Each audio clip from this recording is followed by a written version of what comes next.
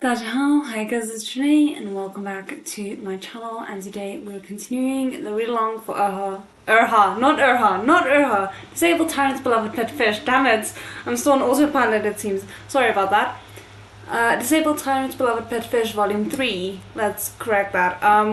So we are on the second live stream for Volume 3, and something that I've been meaning to ask you guys about. So generally I organize these live streams according to like their place within the entire series' read-alongs. So, you know, we're on a total of 18 read-alongs with this one, for example. And I'm wondering if that is maybe a little bit hard to navigate if you're stumbling onto these videos. And I'm wondering if maybe I should rather have it be, you know, read along 1 of volume 3, read along 2 of volume 3, and that way. I hope I'm making sense. So if you guys have thoughts on that, please let me know. Hi! And I see we have a new commenter. I don't think I've seen you comment before, so hi! I hope you enjoyed the live stream.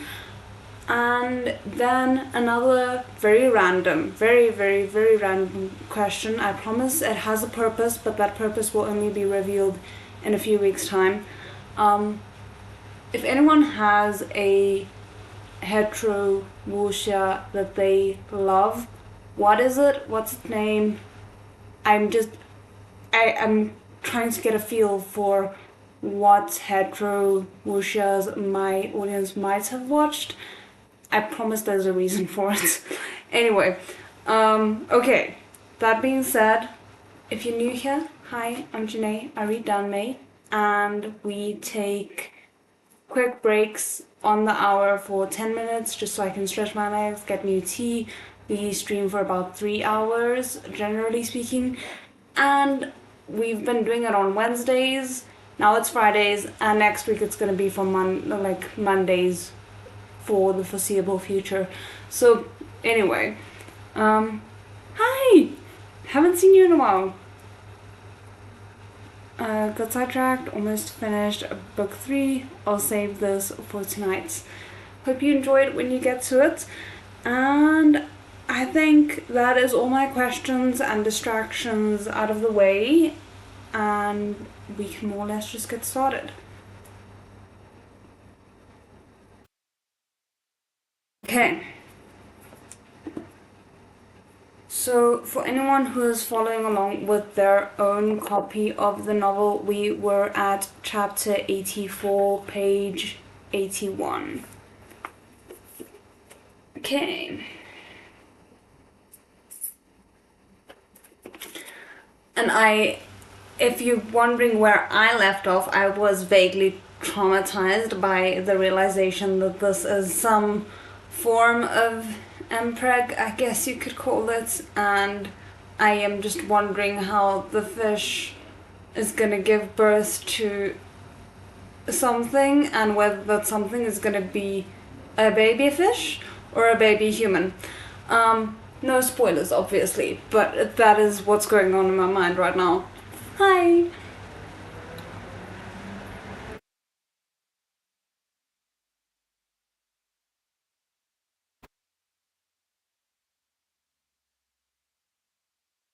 Okay, let's get going. No matter whether it was happening to a fish or a human, male pregnancy was completely absurd. Fair. Leah had even specifically clarified before that he couldn't get pregnant. He'd inevitably shot himself in the foot. It was too humiliating. He hadn't figured out how he was going to tell Prince Jing, but he assumed fish pregnancies lasted approximately 9 months. Why am I really struggling? This is not off to a good start. Lasted approximately 9 months, just like humans is. At the very least, it would definitely be a few months away. He didn't need to rush and could take his time coming up with a plan. In human form, his stomach started to change ever so slightly. Compared to his fish form, it wasn't obvious. Because he didn't like to use jade belts and always just wore a length of silk or string of beads tied casually around his waist, it was fine even if he kept his robes a little looser. But Leah was worried Prince Jing would notice eventually, so he asked Prince Jing for maternity leave, saying he needed to focus on his cultivation for a few months and couldn't turn back into a human. I feel like that is gonna shoot you in the foot more, because then that means you guys aren't communicating, which means that he might get super concerned about his fish suddenly growing a stomach. I don't know. Prince Jing stared at him questioningly. He could tell this fish was hiding something, but Liu made up some excuse and managed to avoid answering.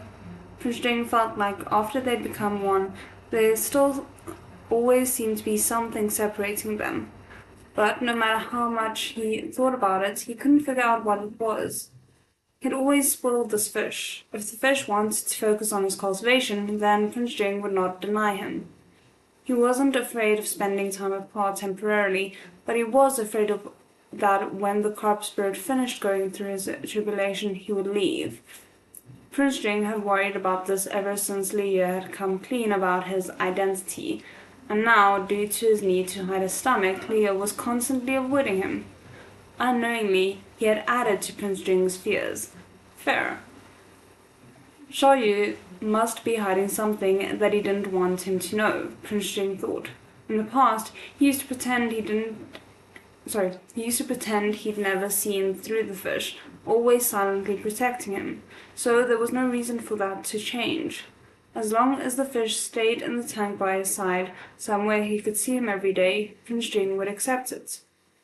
In the 4th week of his fish pregnancy, Liu felt his entire body growing sluggish. He didn't want to move at all. He told Prince Jing he'd be cultivating, and occasionally he'd make a couple of moves to keep up the appearance, but he got tired quickly when he swam, and using his brain was even more exhausting. Maybe he should just lay low and try again tomorrow. Liu thought this every time he was wrapped in his leaf blanket just before falling asleep, but each day he woke up, he still felt the same. There was nothing wrong aside from that. One night, just as he was resigning himself to remaining in the state for several more months, Liu suddenly awoke to his stomach feeling a little heavy and bloated. Okay. Liu got up in a hurry and glanced at his stomach. The view shocked him deeply. His stomach had shrunk. Oh no. Oh no, I do not have enough pillows for this. I don't know what to expect. Oh my word. No way. He hardly looked below the rock bed, but the bottom of the fish tank hadn't changed. He searched all the corners and still couldn't find anything. Then he remembered. Nudging away the golden embroidered blankets on the silver rock bed, he saw 4 round, glowing white beads, each around the size of a thumb. I'm feeling so conflicted right now. He couldn't have possibly laid these, right? No, he must have. Otherwise, why did his stomach shrink so much? The fish scamming system had finally decided not to scam him for once. He hadn't expected it to be this easy. Laying eggs as a fish was actually pretty painless. It only took 4 weeks, and it happened while he was asleep. It kinda almost seems too good to be true, but I just like worried about someone accidentally cleaning out the fish eggs because they're cleaning the tank or something. I don't know.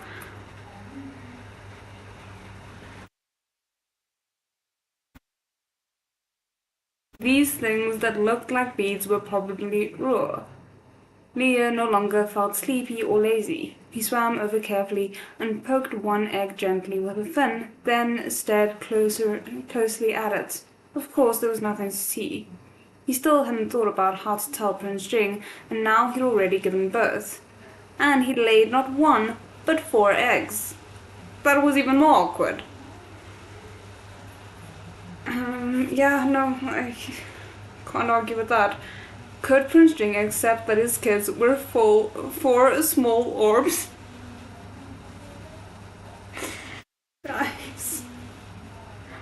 This was going to be difficult. They might even float away when he wasn't looking. Then again, laying eggs was what fish did. The tiny merman or tiny human that Leah had originally been hoping for was impossible. But although fish eggs were a little disappointing, they were still his and Prince Jing's children. Leah didn't mind. My brain is breaking. Let's just keep going. How was he going to take care of them now that he'd laid them, though? Leah didn't know what to do. After circling his egg children a couple of times, he suddenly remembered that he had the system. Leah wrapped the 4 eggs snugly back in the blankets and entered the system. The system was already prepared with a notification. Congratulations, user, for completing the Spreading Your Seeds quest. Main quest line, Revitalizing the Family, is now finished. Please accept your reward. Leah didn't have time to celebrate completing another quest line. He didn't even have time to look at the reward. He hurriedly asked, what do I do with the fish eggs? The side quest Growing Up has been unlocked, the system told him. Please select whether you'd like to proceed. What, you want him to either kill off his children or raise them? That's kind of what it's sounding like. This quest clearly had to do with child rearing. Well, of course he had to start it. Besides, this quest made it sound like the fish eggs could grow into humans. That would be the best case scenario. The fish eggs will hatch after 4 to 5 days of incubation. Please protect them. After you have fed them for 9 months, they can complete their own quests and become human. Seriously? Why did the little Shaoyus have to do quests too? This is so insane, what the hell?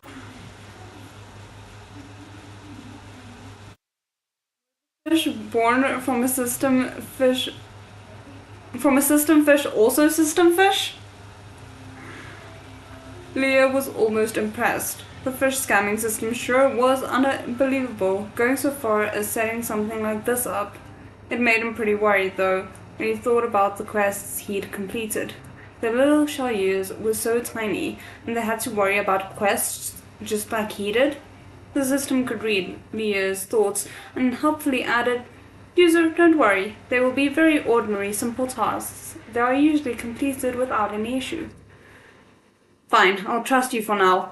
I don't know why, it's not like the system has given him any reason to trust it, but sure. He had no other choice. After learning about taking care of the eggs and young hatchlings, Leah exited the system and stealthily peered around. No one had noticed that he'd secretly laid 4 round fish eggs. Incubating them over the next 4 days should be easy enough. The system had told him he had to choose somewhere quiet to incubate the eggs. The warmer, the better. It hadn't told him he had to incubate them himself, but Leah had seen birds do that. They usually sat on the eggs, keeping them warm with their feathers. Leah thought that made sense, and fish eggs were probably similar. He didn't have feathers, but he did have scales, so he decided to do the same. He arranged the 4 round eggs into a small circle, laying on top of them to cover them completely, then draped the blanket over himself. It should be very warm. From a distance, you couldn't even tell he was incubating eggs.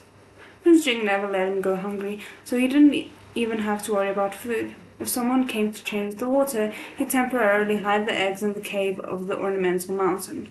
4 days passed just like that. It was all quite easy. When these round little balls became children, he wouldn't be able to keep it a secret anymore. It would be easier to explain then as well. He could just show Prince Jing directly that he'd given birth to 4 kids and how many of them were girls or boys, instead of confusing him trying to guess at what exactly was in his fish stomach.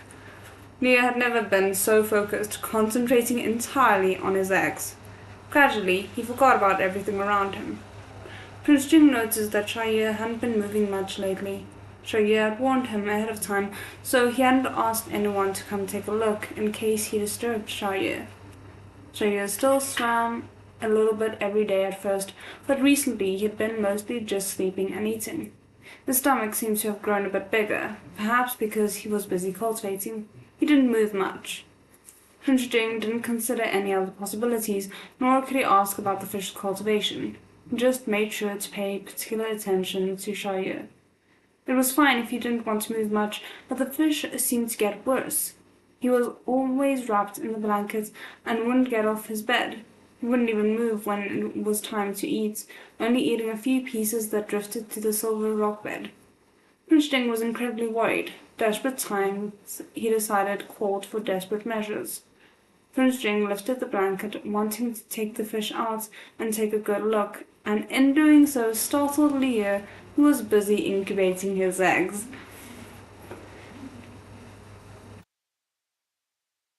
Gonna be a mess! Every mom ever wishing this kind of birth experience. Yeah, no. Honestly.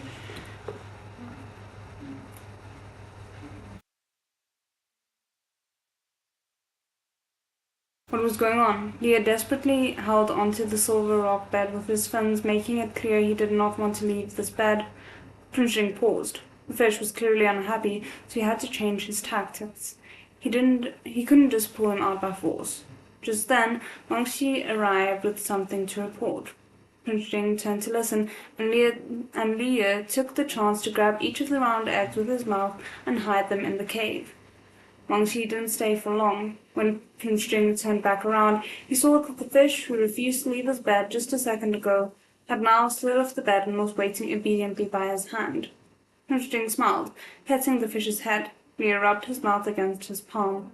Prince Jing remembered that his fish had always really liked to take walks.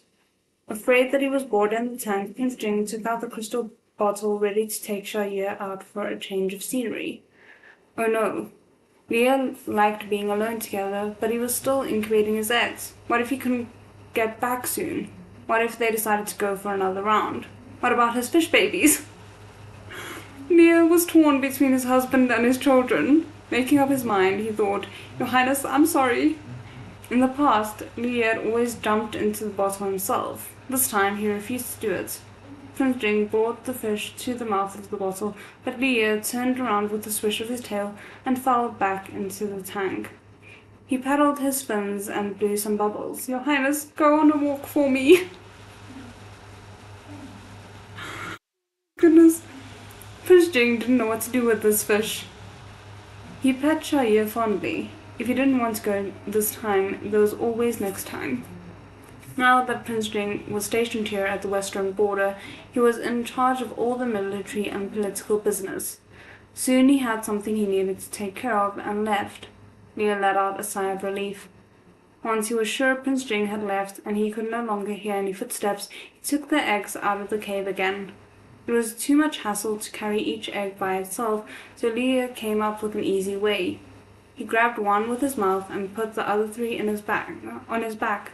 Like that, he swam slowly back to the silver rock bed.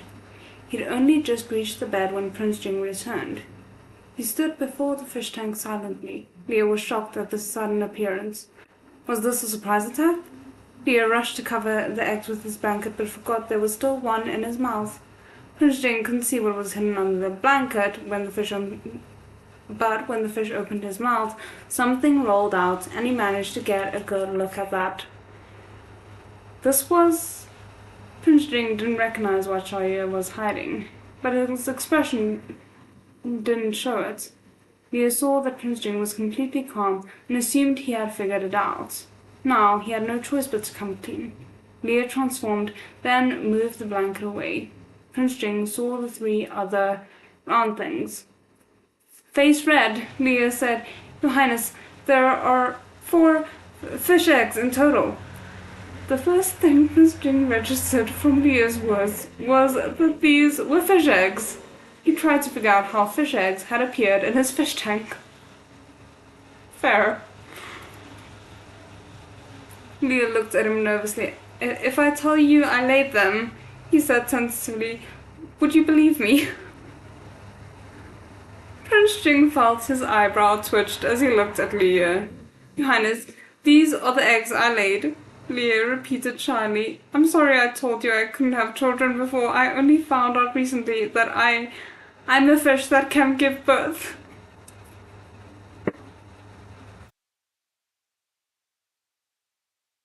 Oh no.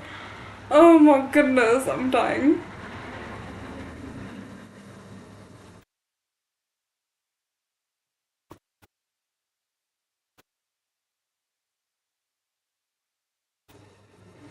Prince Jing felt like his entire world had exploded in a flash of lightning. Slowly, carefully, he contemplated Lia's words. So, Shoyu could give birth. So, Shoyu had laid 4 eggs. So, he knew that fish eggs became the children of fish, which meant this was... Prince Jing suddenly felt dizzy. These were his and Shoyu's children.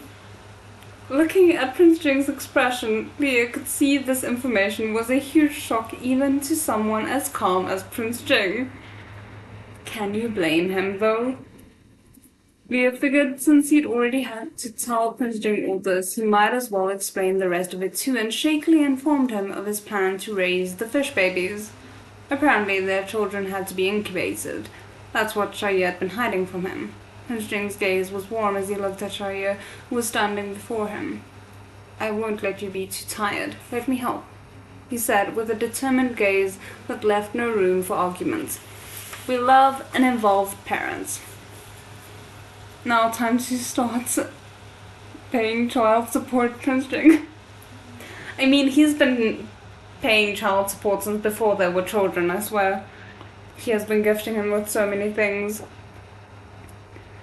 Chapter 85, The Fish and His Young. Oh goodness. And I just realized I never read the chapter title for the previous one, but it was Fishy Pregnancy for anyone who is curious. Lia could tell Prince Jing wanted to help. He laughed. What can you help me with, Your Highness? He teased him. It's actually not hard, I can do it myself. He'd already done the hardest, most unbelievable part, giving birth. Now he just had to quietly incubate the eggs. Easy. The moment you say that, I doubt it's ever going to be easy. Prince Jing pursed his lips before shaking his head lightly. He asked Lia to repeat the instructions, then reached into the water with one hand to hold the eggs. They were still tiny. An adult could easily fit all 4 of them in the palm of their hand. Prince Jing maintained this position unmoving. After a while, he very carefully switched to the other hand, keeping the eggs underwater.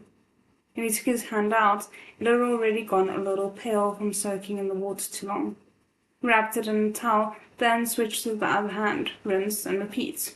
Lia didn't understand what he was doing at first, but after Prince Jing had repeated the action several times, Lia let out a soft exclamation. He got it. Prince Jing was using the warmth from his palms to help warm the eggs. Not only was he willing to believe everything he'd said, he was even willing to help him incubate the eggs. How could there be such a caring person in this world? Lia was overwhelmed by emotion. Prince Jing smiled at him, not at all angry or upset, and glanced at the empty chair next to him. You're tired. Rest. Your Highness! Lia threw himself forward, but he didn't sit down in the chair. Instead, he landed on Prince Jing's back and latched onto him tightly. Prince Jing was knocked forward slightly by the force and rushed to protect the eggs in his hand. He wanted to hold Lia with his other hand, but it hadn't quite warmed up yet and was still a little cold. Prince Jing always carried himself with calm confidence, but he was starting to get flustered. Your Highness, it's okay. You're the best. Lia pressed his face against Prince Jing's broad back and rubbed against it comfortably, wiping away the slight moisture gathering at the corners of his eyes. Ever since he'd found out he was pregnant, then laid the eggs and started incubating them, he'd endured a lot of fear and misery. But when he saw the joyous smile blooming on Prince Jing's face, Lia felt himself smile as well. He suddenly felt like none of this was a big deal. No matter if he was a human or a corpse spirit, whether or not he could have children, whether he gave birth to Prince Jing, whatever he gave birth to, Prince Jing always believed him. He was Lia's safe harbor.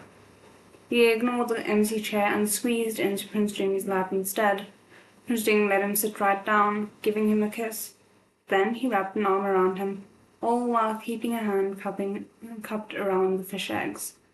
Prince Jing once again encouraged Lia to sleep on his shoulder, with a look that said, Rest.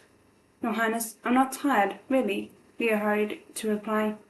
He hadn't even been incubating the eggs for 2 hours total, and had been lying down on the bed that whole time. He wasn't tired at all. Besides, he was already sitting in Prince Jing's lap.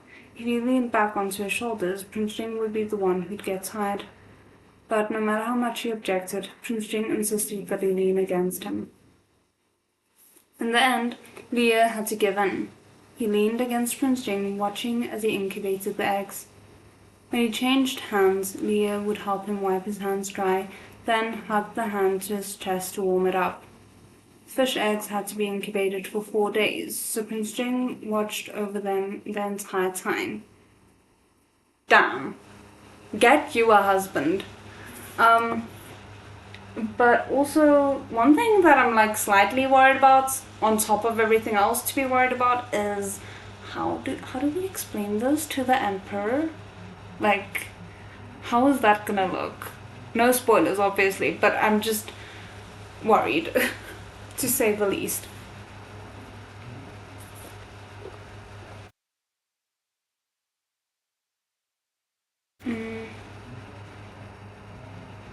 If any urgent business came up, he'd ask the servants to leave it outside his door.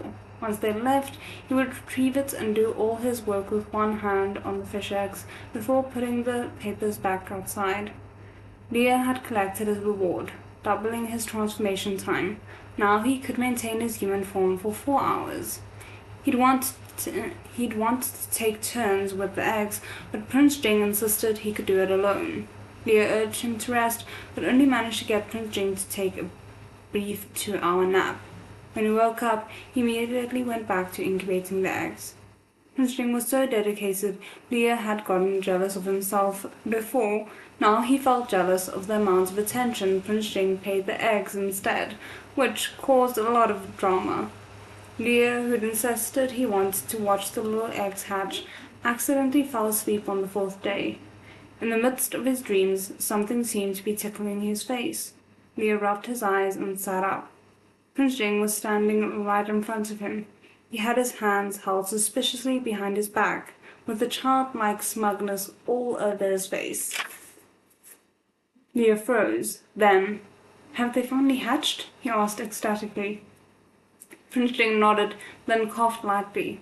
Under Leah's eager gaze, he slowly brought his hands in front of him.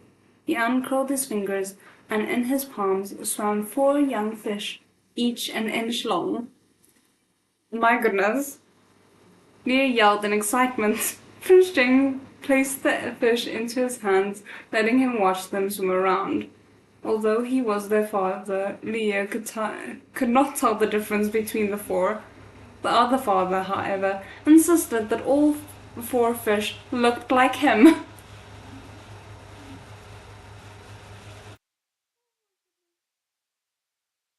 Get it together, Your Highness. How could fish look like a human? If you're going to brag about it, at least wait until they've changed into human babies.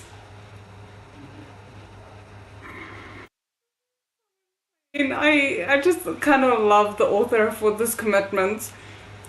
Prince Jing got out a tea bowl he had prepared for Leah and put the 4 fish babies inside. Although the fish tank was a little larger, he was afraid he wouldn't be able to find them again if he put them inside. Leah could now cancel his transformation whenever he wanted and change back into a fish. He narrowed his eyes playfully at Prince Jing. Being a fish wasn't completely bad. In an instant, he transformed and jumped into the tea bowl. Would his children recognize him? Could they speak? Leah started swimming towards them slowly. The little babies quickly noticed and swam to meet him. Leah rubbed his mouth affectionately against each of them. He was still very young. If he hadn't transmigrated as a fish, he might have never had this experience or learned how to interact with baby fish. But the moment he saw his fish babies, he knew he loved them. No matter if they were fish or human, he'd do anything to protect them.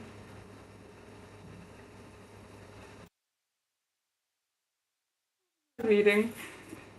The baby fish couldn't communicate yet, and they were nearly transparent, with tiny little black dots for eyes. But they were quite lively as they swam around Leah. Leah had gotten information from the system on how to feed the baby fish in advance. Following his instructions, Prince Jing had wrapped a boiled egg yolk in a cheesecloth, and now he shook it gently in the water. splashing a bit of soy milk in with it. Okay. 3 of the baby fish were immediately interested, fighting with each other to start eating. The last one was still swimming in circles around Liye, confused. After a gentle push from Liye, it tipped headfirst into the soy milk. The notification came from the system. Congratulations, user, you are now in team mode. Your children, the baby fish, have joined your team.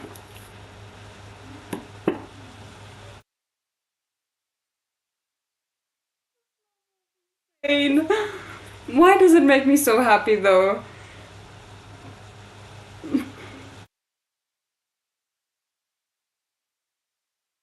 Okay.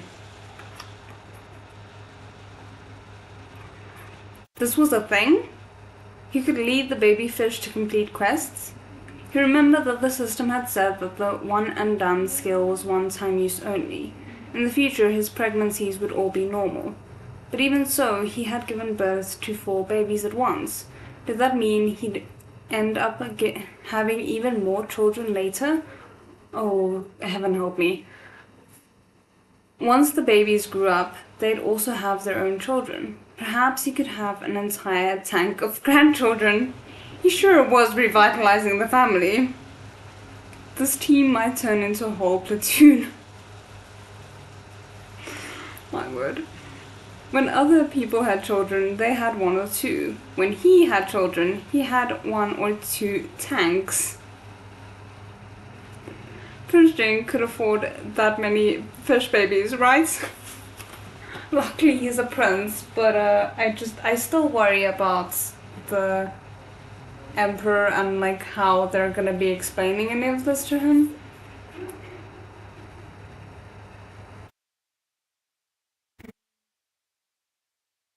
Now that he'd experienced it once, Leo was very used to the idea of having children. He thought it was kind of fun. If he wanted more children in the future, he'd just tell Prince Jing to get busy. Guys, like, calm down. You have barely had 1 day of parenting. It's not gonna just be easy breezy cruising along all the time. I want to know how the author came up with this. I really do. Though fish pregnancies didn't take long, it would take 9 months for the baby fish to grow into baby humans. Although it was much different from the gestational period of a human, the next step was for the baby fish to grow into humans. It was going to be a very important time. Prince Jing had asked someone to check, and they confirmed that all 4 fish babies were male. Now that their sex was confirmed, Prince Jing decided to name them. The next generation of royal family needed to have names that contained the radical for hearts. Interesting, okay. Prince Jing chose the 4 characters Kai, Xin, Wei, and Heng. Liu couldn't tell the difference between the 4 at the moment, but Prince Jing could. He knew the order in which they had hatched, which is how he decided their order. Prince Jing chose their given names, so their nicknames were up to Liu. He came up with a few cute ones, but then, considering he might have even more fish babies in the future, he decided to just call them Da Bao, Er Bao, San Bao, and Si Bao. Really put the minimal amount of effort into that, my word. For convenience. These nicknames were enough while they were still baby fish. When they grew into humans, they could use the names Prince Jing decided for them. Now that their names were set and their order determined, Liu thought that would be the end of it. But Prince Jing pulled out a thick stack of papers from his sleeve and stuffed it into Liu's arms. Real children had to start learning a lot at a young age.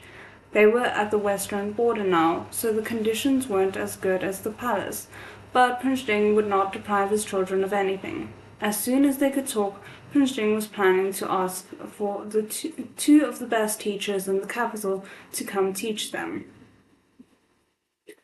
Okay, so just quick footnotes. Kai, Xin, Wei, and Heng all have the radical Xin, meaning heart. So, for anyone who knows Chinese characters, it's the straight line with the two dots at the top. You'll also see it used in, I think, hun, like the one for hate, not like, I think.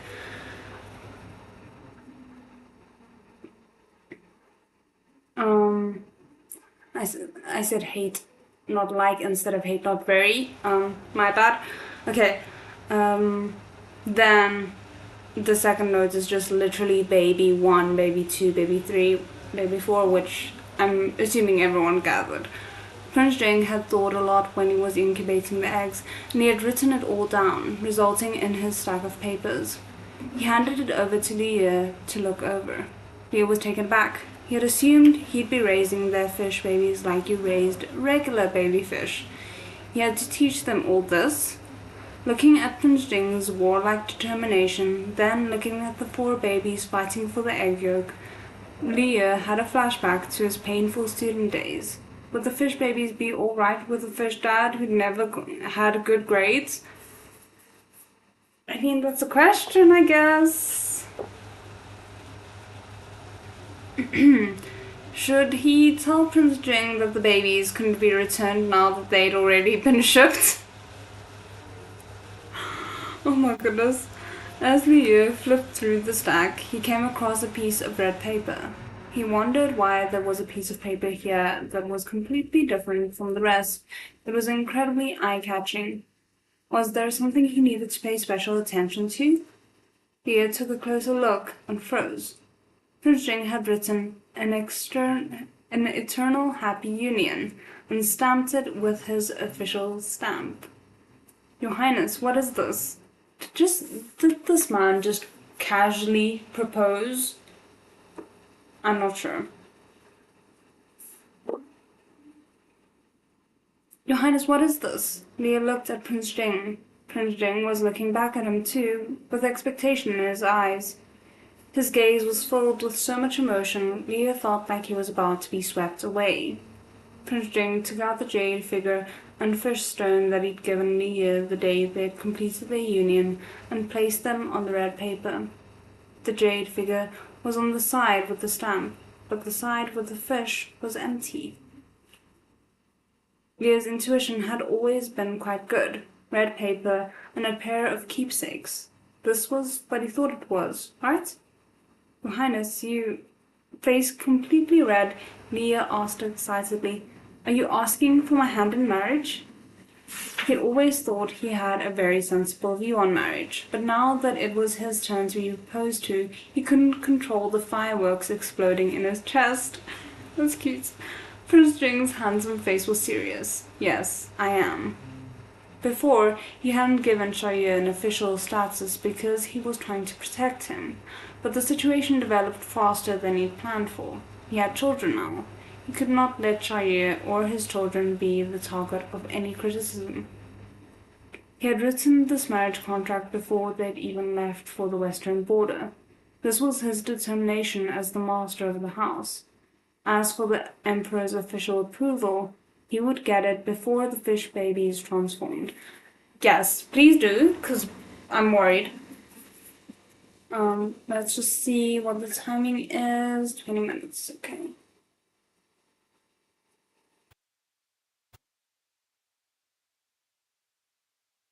Chapter 86, Fish School. I'm trying to think if the fact that he is from modern times would give him any upper hand in terms of commonly knowing knowledge that might have been otherwise very guarded by nobility back in that time.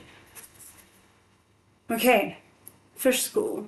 To be honest, I didn't think we'd get married so soon. Leah chuckled. Prince Jing was in a glum mood. He'd noticed long ago that Xiaoyu had never mentioned wanting an official title. Yao didn't care about such things, but why didn't Xiaoyu want to get married even after giving birth? The unease in Prince Jing's heart increased. He looked down at the marriage contract, gripping it so hard his fingers turned white. He had never thought about being the prince's consort or the future empress. That was just the truth. He was still very young, so his hope for the future was just for a happy relationship and living each day to the fullest. He hadn't spared much thought to the idea of fighting for a title or status.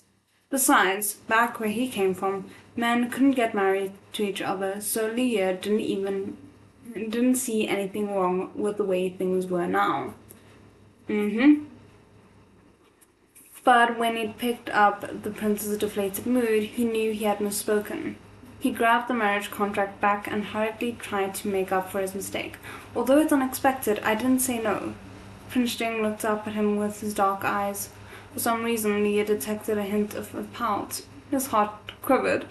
Was Prince Jing really pouting at him? Your Highness, don't be like this. I agree, Leah started. Prince Jing remained unmoved, seeming even more pitiful. Leah's heart was a complete mushy mess. He hurriedly wrote down his own name in the empty spot on the contract. Other than his signature, he also needed his stamp, but Leah didn't have one. Just as he was looking for an ink pad to stamp his fingerprint, Prince Jing pulled out a small square of steel from his sleeve and handed it to Leah. It was made of crystal, and a small, lively golden fish was inlaid at the top. The stamp was Leah's name. Your Highness even had this prepared? Prince Jing nodded and gave the stamp to Leah. Leah immediately put the beautiful stamp to use. Then he and Prince Jing each pressed a fingerprint down next to their stamps. The moment the fingerprints were printed onto the page, Leah's heart sped up. He thought of Ye Qingyan and his wife, and of all the couples in the village. Just like them, he now had his own family.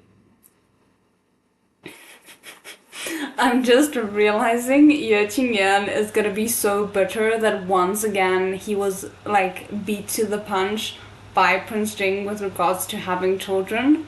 Probably once they're back in the capital, there's gonna be news from Ye Qingyan that the princess is pregnant, and then Prince Jing is gonna have so much joy and being like, well, I already have children. Oh goodness. In that moment, he wasn't hesitant or worried for the future.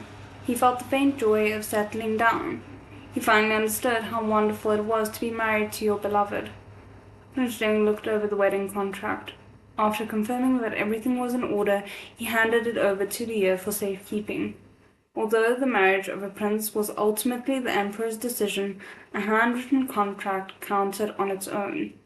This was enough to show the emperor how serious he was. Prince Jing handed Leah a note. Don't worry, I will take care of things with my father. I'm not worried, and you don't have to rush, Your Highness. He really wasn't worried. He'd signed the marriage contract, so in the future he would naturally be Prince Jing's consort, and then the empress. He didn't doubt Prince Jing's feelings towards him, but getting the emperor to grant an official title to Leah, someone with no background, would not be easy. But Leah was optimistic. If the emperor didn't allow it, he could just wait until after Prince Jing ascended to the throne. Your Highness, don't force it. If it doesn't work out, then just forget about it for a while. I can wait. It's okay. He was half reassuring him about his efforts and half reminding him that in the future he'd be allowed to do what he wanted. But Prince Jing shook his head. He'd always known Shaiyu didn't care about all that. He would care in Shaiyu's place. You know, I really like Prince Jing. Despite his reputation, I really like him. I have a plan. Prince Jing didn't reveal anything further. Since he said so, Leah was filled with confidence and eagerly awaited his results. Now that Leah had signed the contract, Prince Jing asked Wang Shi to prepare for the wedding. It seemed a little rushed to drink their wedding wine the one time when they consummated, so Prince Jing wanted to give Leah an official wedding. He had already written his letter to the emperor to ask for his blessing, which was rushing to the capital at this very moment. Meanwhile, he was fervently preparing his plan. He was sure that by the time he received the emperor's response, he would be ready. Prince Jing would take care of everything. All Leah had to do was wait and focus on a more important mission, raising the fish babies. I don't think I'm ever gonna be able to say that with a straight face, I'm sorry. Prince Jing could help him incubate the eggs, but he could not help him educate the fish babies. As the only fish parent, he was the only one who could try to communicate with the little ones. After spending 2 whole days with the fish babies, Liu finally figured out who was who. Dabao's tail was a little longer. Erbao's stomach was very round even when he didn't eat. Sanbao was the first to grow unusually colored scales, and Subao was usually the most confused baby. Oh goodness. If the 4 babies were gathered together to eat, then the last one to arrive would definitely be Subao. Liu started trying to talk to them as well as to feed them. Aside from Subao, the other babies were all quite smart. Very quickly, they learned how to say eat and swim. When Liu said eat, they would gather together to wait for the food. When he said swim, they would follow behind Liu. Liu worried that as they swam, they would get lost, so he shook his tail gently in front of Dabao, then made a biting motion. The smart Dabao immediately bit down on his tail fin. Liu then told Erbao to bite onto Dabao's fin, and so on and so forth. The fish babies formed a line so no one would get lost. 3 of the 4 babies were very quickly formed a string with their dad. Only Subao was still confused. Oh no, I feel bad for Subao already. Can you imagine the confusion they're gonna experience once they become human and they can no longer just be fish in a tank? Oh no, the identity crisis they're gonna have at 1 year old. Well, technically, not even 1 year old, I don't know.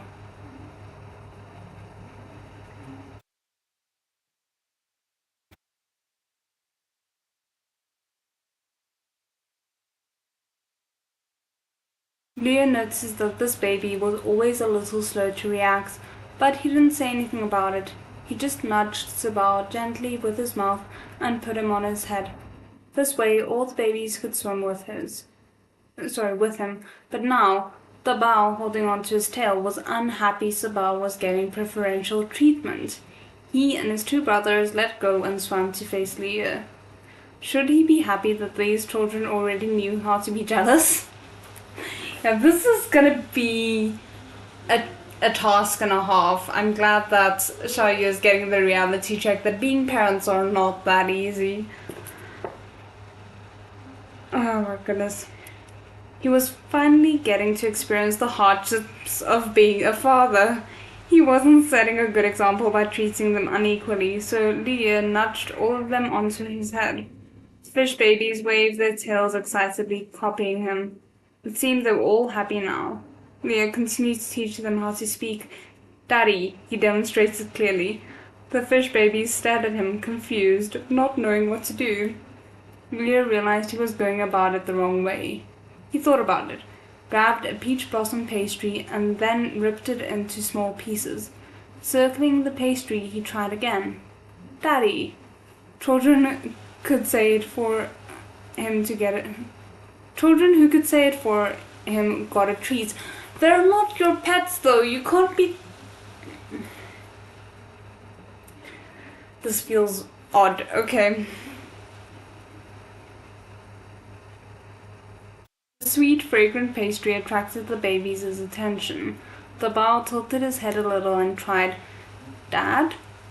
The bao was so smart. Leo wanted to clap for him. Who said fish were stupid? He rewarded Dabao with a piece of pastry. Dabao waved his tail happily and started eating in large bites. Erbao and Sanbao were both envious of Dabao's snack, so they imitated Dabao. Da? Leo thought they weren't completely wrong. It was a good first attempt. He rewarded the 2 of them as well to encourage them.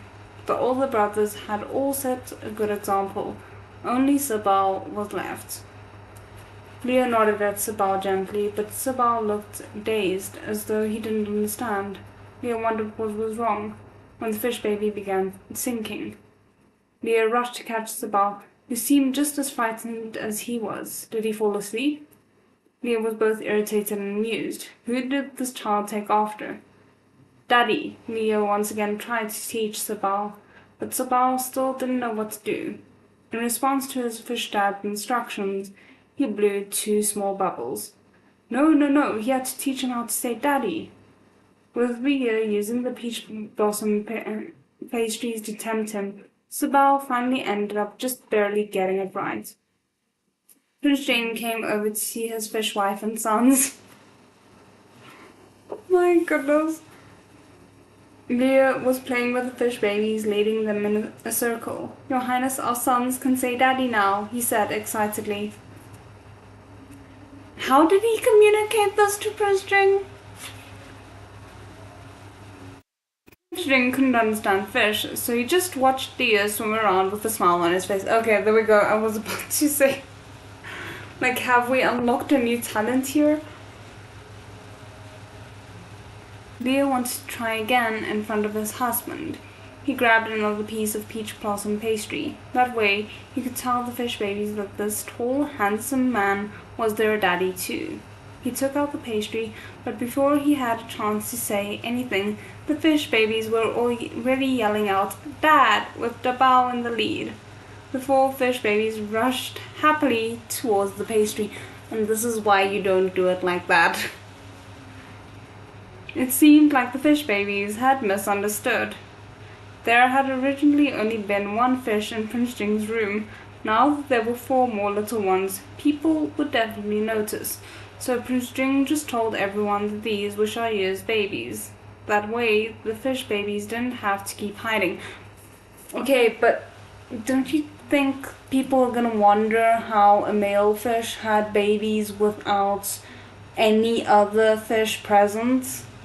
Because even if you can get away with like the hermaphrodite situation, you know, hand wavy thing, there would still need to be another fish, and there is not another fish. So how are we explaining that?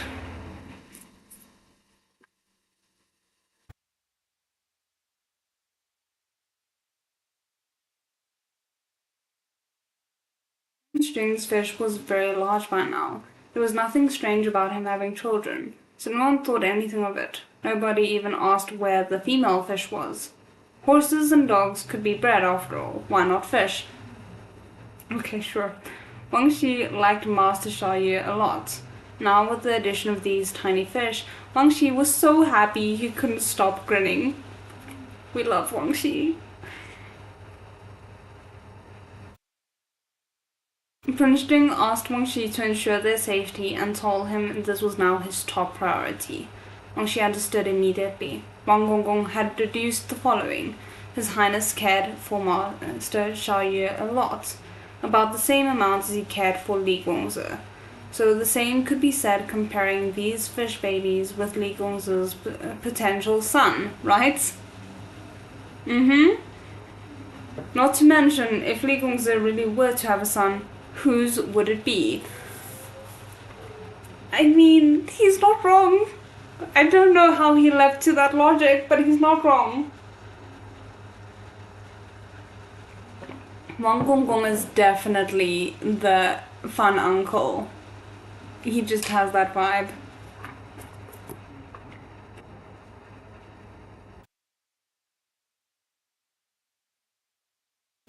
Wasn't the prince just subtly telling him that he had to treat these tiny fish as tiny masters? Wang Shi desperately wanted some little masters, so he carried out his orders to the letter. Back in the capital, at Qianqing Palace, the emperor had been asking about the situation at the western border every few days, ever since Prince Jing arrived there. He also read all the reports coming from the western border several times each.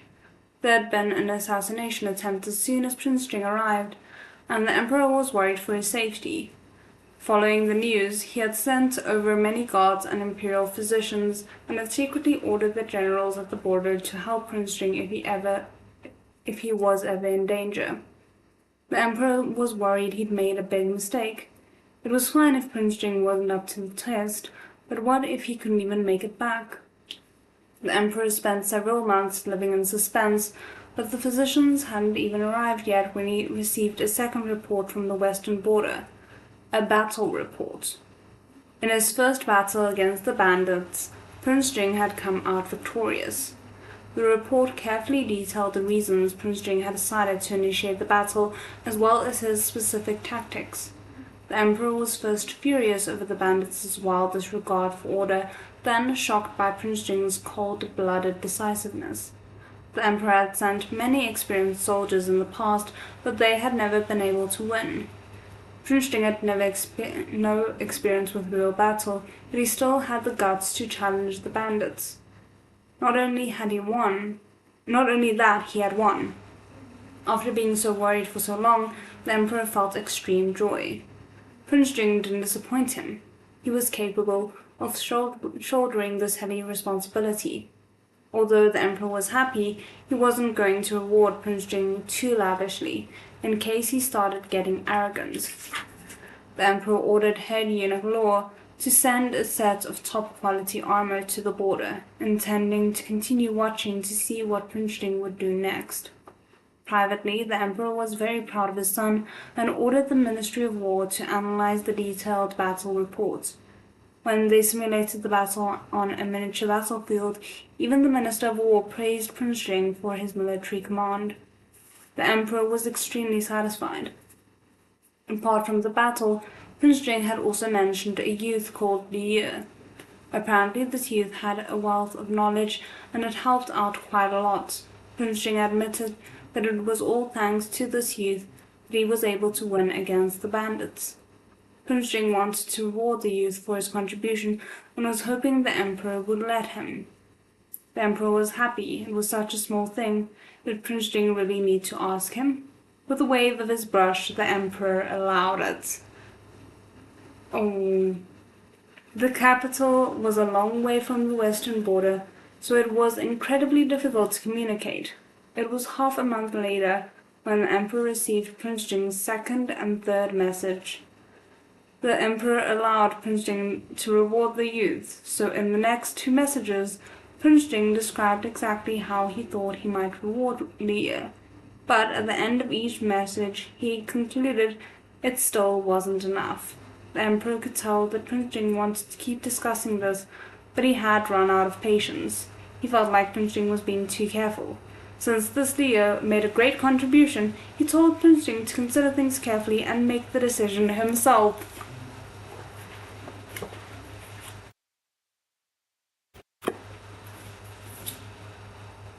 Great battle strategist indeed. My word. A month later, the Emperor received Prince Jing's fourth message. The message said that after some careful consideration, he decided to reward Liu with marriage and the title of consort.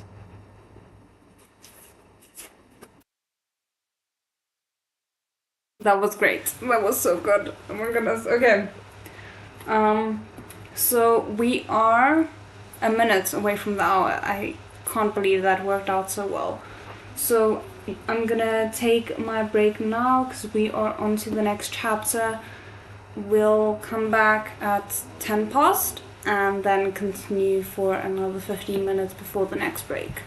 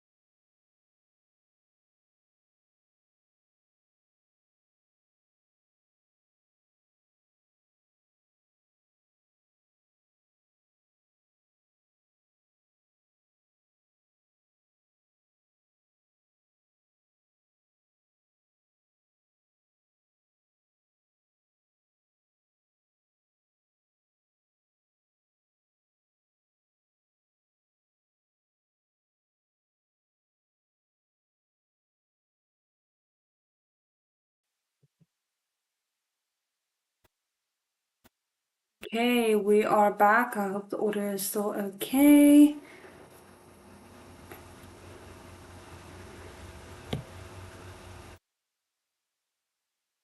Chef's kiss, perfect, playing the emperor like that. Yeah, I honestly don't know. Like, I was wondering how he was gonna manage to swing that, and then the next thing is how is he gonna convince the emperor that these aren't children had out of wedlock in some way, shape, or form. I don't know, but we'll see. If there's one person who might somehow be able to swing it, it's Prince Jing. So, for anyone again who's following along, we are on page 109, chapter 87. Fishy babies change color. Ooh! I mean, hopefully that's gonna make them a little bit easier to distinguish as well.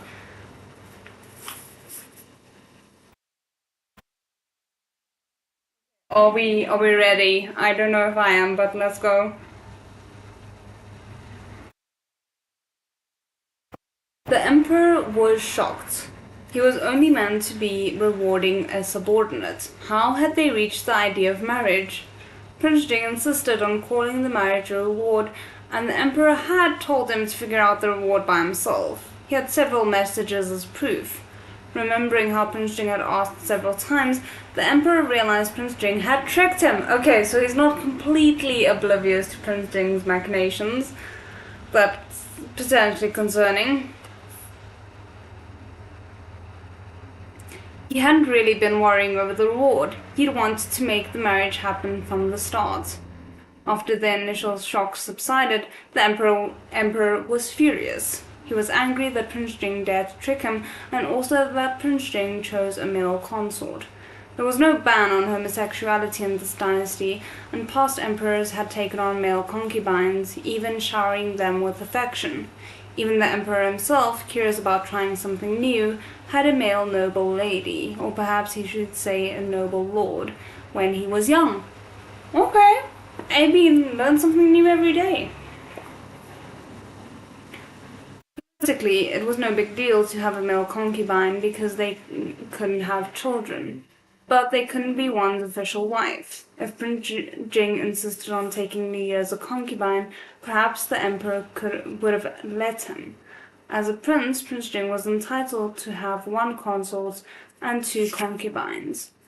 Merely becoming a concubine would be a great honor for a commoner like Liu, and everyone would be happy. But Prince Jing talked about the position of his consort in his letter, and that was the title he wanted to give Liu. Of course the emperor wasn't happy with that. How could a man, especially a man with no background, become the official consort of a prince? If the emperor allowed this, it would be difficult for Prince Jing to take any young noble woman as concubines. After all, what young lady would be happy being in a lower position than a man who couldn't even bear children? Don't worry about that, sir. And her own children could only ever be Shu children. Okay, so if I'm not misremembering, the D child is the one that is favored, right? That's the position that Prince Jing himself holds, if I'm not mistaken. Very quickly, the emperor came up with a bunch of reasons to refuse. He didn't agree to this marriage. It was just a clever little trick Prince Jing had played. If the emperor could be convinced that easily, he wouldn't be the emperor. But he'd already officially given his approval, so he couldn't just take it back. The emperor thought about it and decided to just delay his response. He wouldn't say yes or no. And that is going to be your downfall, sir.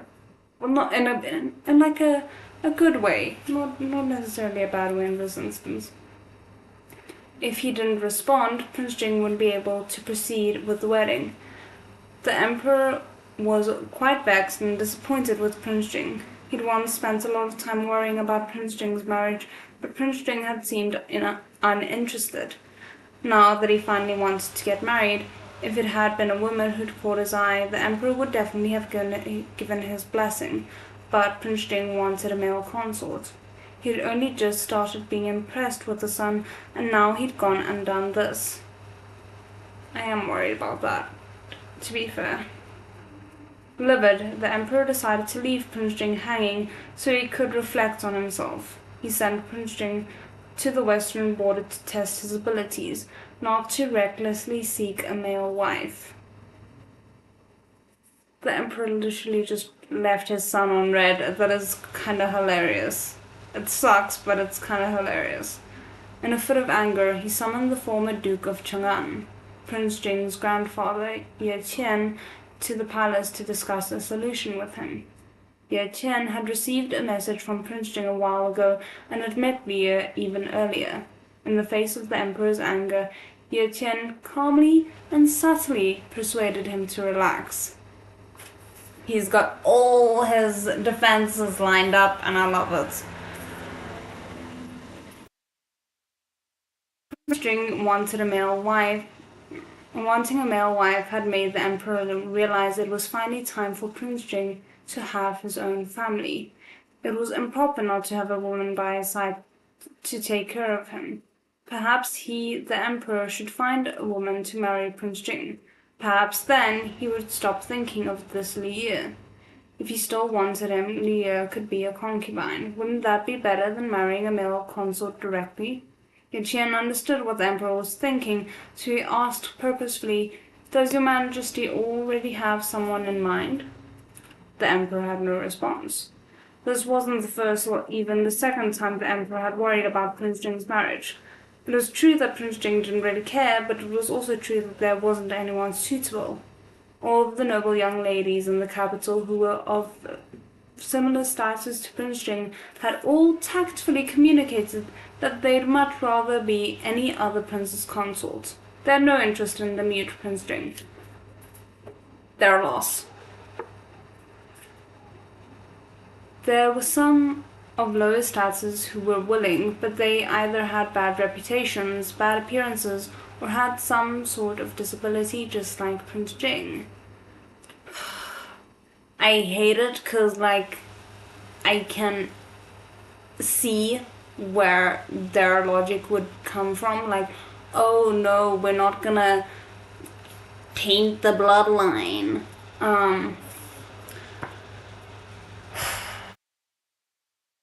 But it's all moot points in any way, because he's in love with Liu and he is not going to be taking anyone.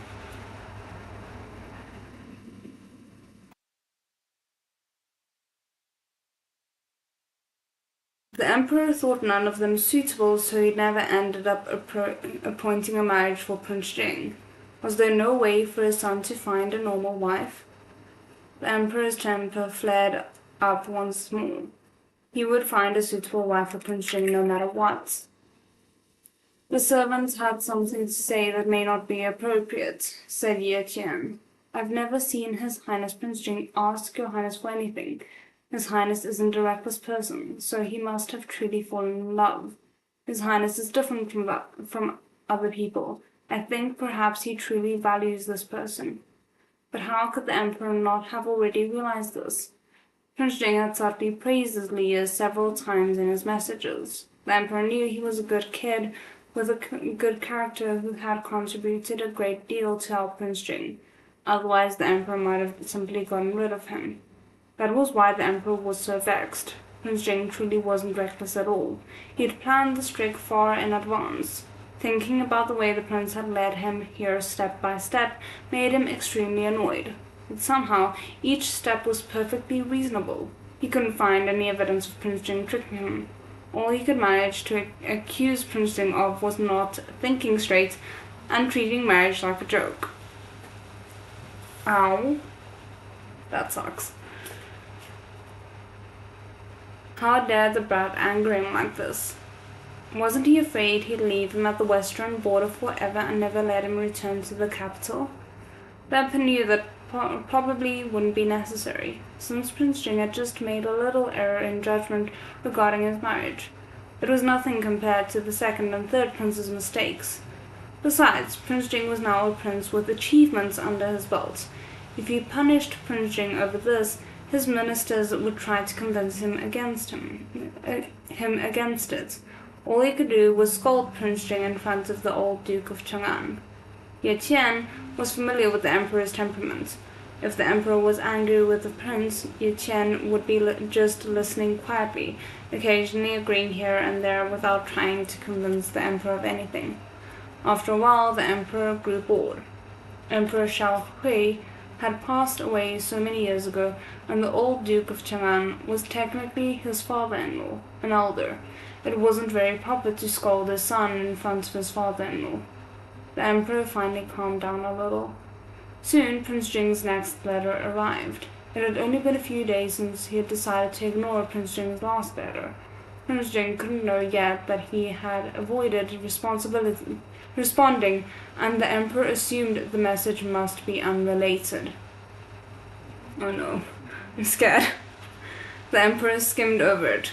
It contained another suggestion from Li. Aside from the bandits, the emperor had another concern. There were a few villages on their western border that suffered from locusts every year or two. The western border was often rife with battle, and there was barely any farmland. If there was a locust infestation, the villagers would have to go hungry and possibly even become homeless. The emperor was very worried that the locust problem would get worse and worse. At first, the locusts only appeared at the very border, but in the past 2 years they'd begun to spread. Every year, the emperor allocated a lot of money towards controlling the locusts, but they were never truly eradicated, and seemed unlikely that this youth could prove more useful than the experienced officials in the Ministry of Works. But it was this youth who'd helped Prince Jing defeat the bandits. The emperor was curious. He knew Prince Jing was just trying to promote Li, but he couldn't help it. He read on. Let us see.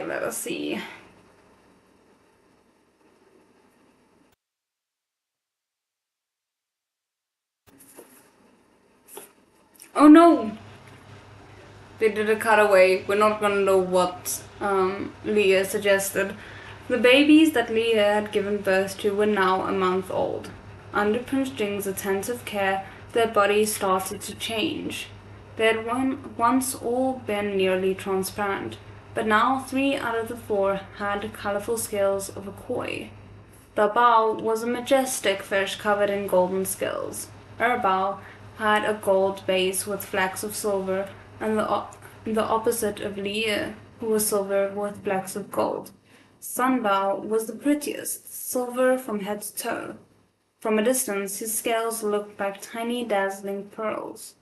Gold and silver were all colors Li had on his body. At first, since the fish babies hadn't grown gold or silver scales, Li thought they wouldn't turn into koi. After all, his own koi status had been achieved through completing quests. He wasn't born with it, so it shouldn't be passed down to the babies. But unexpectedly, after a month, the baby fish each had their own colors. The koi appearance could be passed down after all. They just needed to grow more. Of the 4 baby fish, Dabao, Arbao, and Sanbao had all changed colors. Only Sabao still looked the same. Mia was, of course, worried. I am also genuinely worried about Sabao. I understand that it's natural for one kid to maybe not be as quick with things as the others. I feel like that's just normal, that one kid is going to be super good at sports and the other might be good at music, and it's not always going to be evenly distributed, shall we say. But I'm still worried, because he was also the baby that fell out of Xiaoye's mouth. Xiaoye. For a moment I was like, did I just say the name wrong?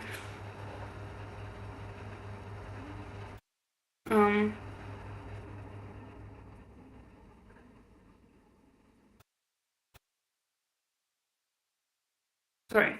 Sabal often had a hard time keeping up with the others. Would it be the same for growing scales? Could there be such a large difference between fish from the same touch? The fish babies still didn't quite know how to talk, only knowing a few simple words, so Leah still didn't know what Isabel was thinking. Dabao, Erbao, and Sanbao slowly started looking more and more like koi, and after another half month, Sabal finally started to change too. Leah had waited for this day for a long time. But Sabal's scales were not the gold or silver of his brothers, they were greyish black. He had grown into a regular small black fish, similar to how Leah had looked when he first transmigrated. Why was the difference so huge even though they were part of the same clutch of eggs? Sabal seemed to realize that he was different and got a little dejected that he wasn't turning into a koi like the rest of his brothers. When Leah saw this, he immediately put the little black fish on his head, spinning around in circles to cheer him up. No matter if Sabal turns into a koi or not, Daddy loves you. Before, whenever Leah heard people say things like this, it would make him shudder, but now he said it to his fish baby without any hesitation, and Sabal quickly perked up with his father's encouragement. After that, Leah transformed into a human and put the babies into a crystal bottle to visit Prince Jing. Prince Jing was working at the moment. Every day, Leah would take the fish babies with him to visit their dad. Although they spent each evening in the same room, Leah was still very diligent about developing the relationship between the fish babies and Prince Jing. As soon as Prince Jing saw them, he set down his brush. Prince Jing was very happy when he realized Sabal had turned into a small black fish. Sabal's personality was a little like Leah's. Now that he looked even more like Leah used to, Prince Jing liked him even more. I'm wondering if we're gonna see a little bit of a dynamic that, and I don't want that for this because Prince Jing's relationship with his brothers aren't good, but I'm wondering if we're kind of gonna see a similar situation that there was with the Emperor's other sons versus Prince Jing. I don't want that for them. I want them to just be supportive of each other in the long run, but you never know.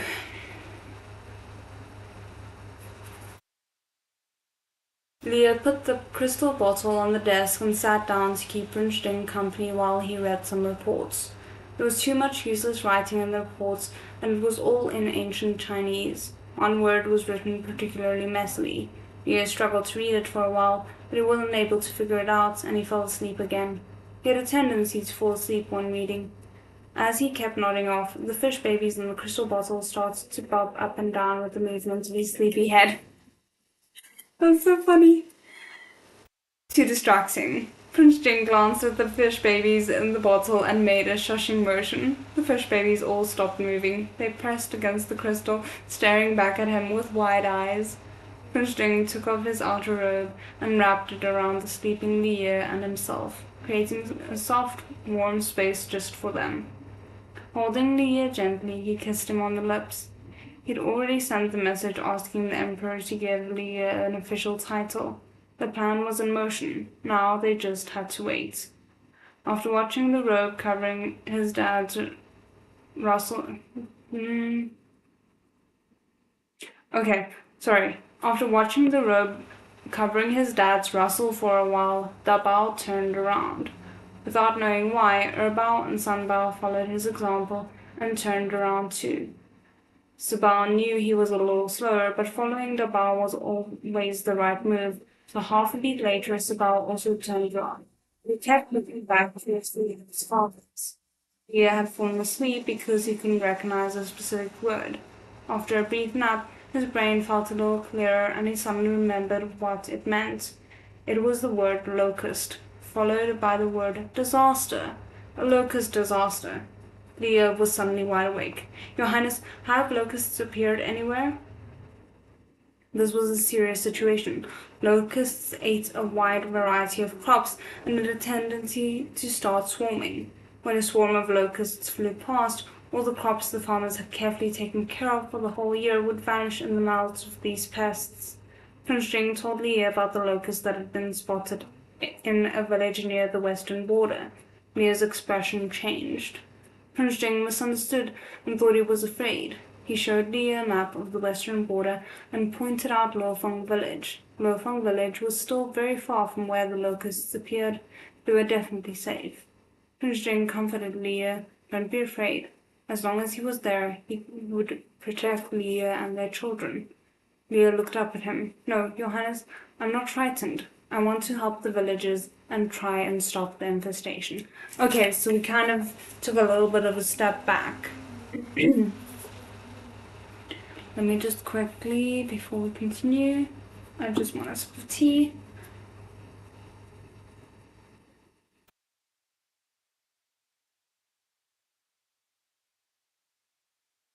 Zabar is the problem child. He needs to be protected. Poor thing. I am always so glad that I'm an only child because I think I would have been the problem child if I was not. No, I don't think. I know I would have been. Okay, chapter 88, Duck, Duck, Fish. My goodness.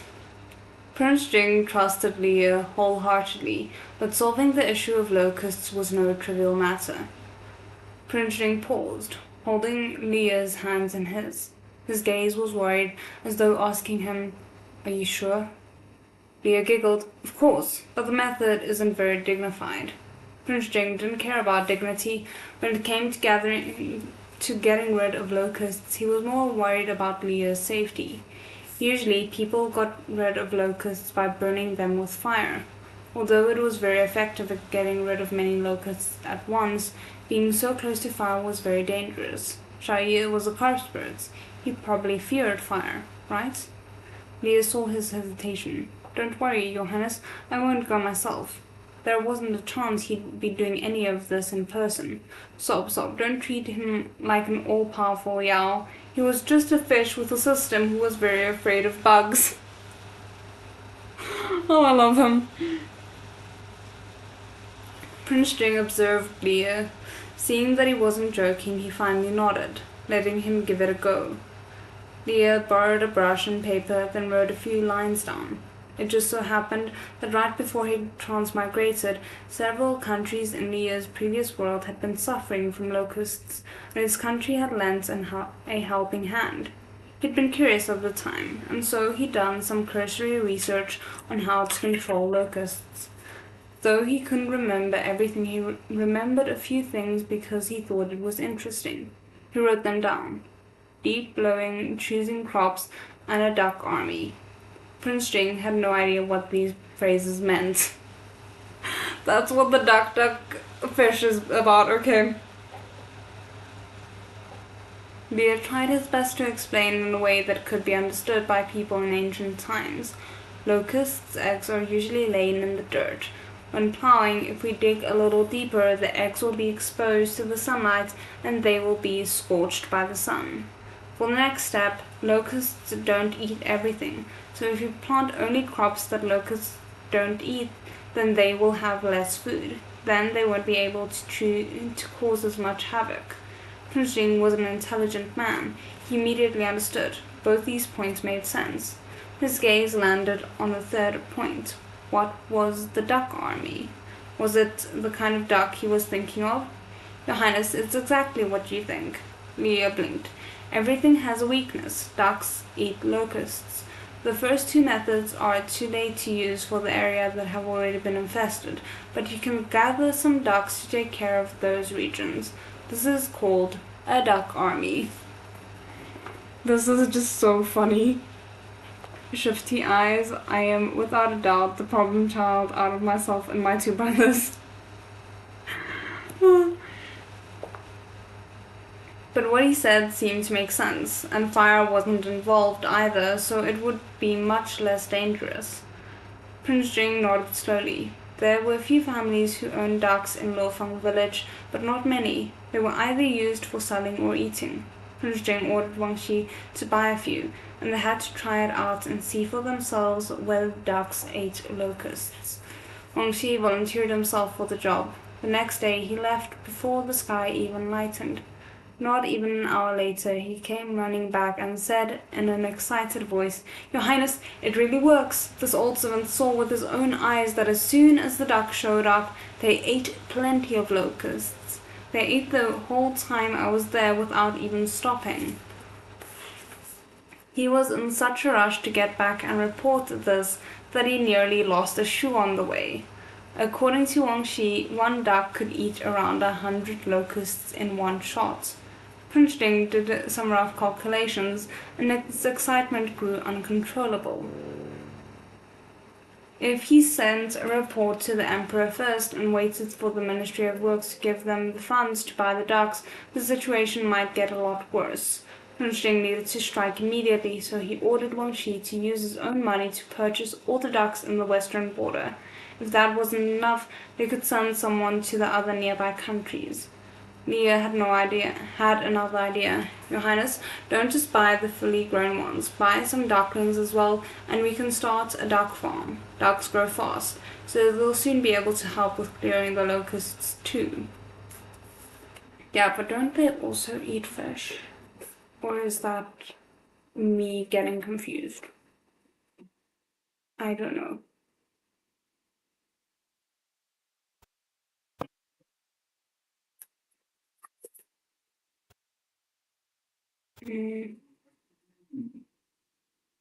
Prince Jing thought about it, decided it was a good idea, and then ordered Wang Shi to go ahead.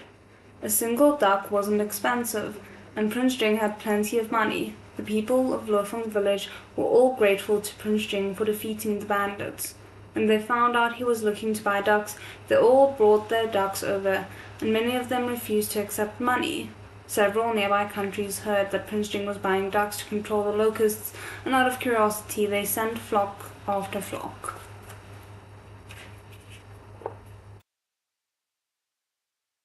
Prince Jing ordered guards to be stationed along the way to ensure the villagers' safety, as well as to prevent any loitering bandits. But when the bandits heard that Prince Jing planned on eradicating the locusts, they were eager to see him fail, and they lost interest in stealing ducks for the time being. In no time at all, Wang Shi was able to gather 5,000 live ducks and just over 1,000 ducklings.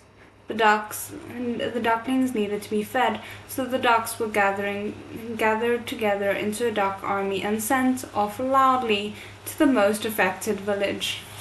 Prince Jing headed over himself. After just a day, they had made encouraging progress. The duck army could really eat. A small group of ducks was able to clean out nearly all the locusts in an arc of land in just half a day. What previously frustrated the villagers was that locusts didn't live for very long.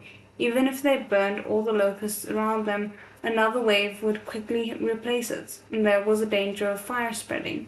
Now they didn't have to worry at all. The ducks could keep eating for days on end, and there was no other risks. There was also very little loss. By the time an entire village was taken care of, they had lost less than 10% of the ducks. The ducks were truly a fascinating army. Smiling, Prince Jing gave Li Ye a thumbs up and continued to order Wang Shi to buy ducks from the surrounding areas. But Wang Shi ran into a problem during his second round of duck purchasing. He noticed that once it had got around they needed ducks, some merchants had been purchasing them at cheap prices from local farmers in advance and wanted to sell them to him for a higher price. That does make sense, not surprised unfortunately. And then we get a really cute picture here of Prince Jing overseeing the duck army. I hope you guys can see that properly.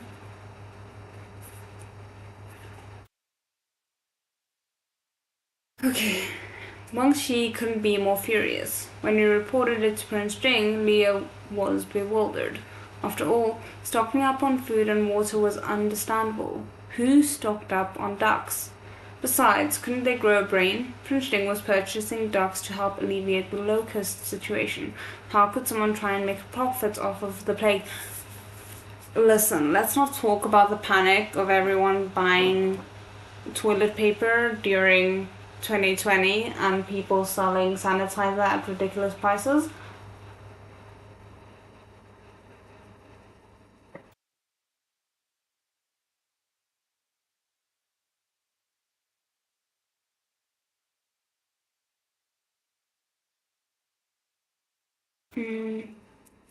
How could someone try and make a profit off of a plague?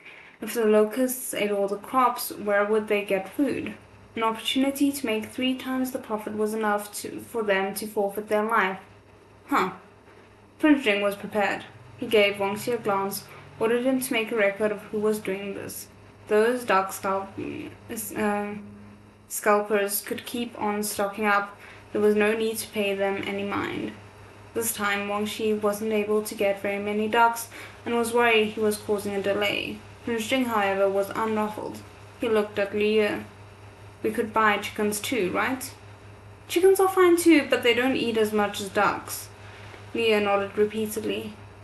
His Highness knew about this as well. Prince Jing just wanted anything that could eat locusts, so he ordered Wangxi to buy some chickens. Meanwhile, the duck farm that Liu had asked for was ready. He hired a few brave people to raise the ducks. With the locusts as feed, the ducks grew quickly.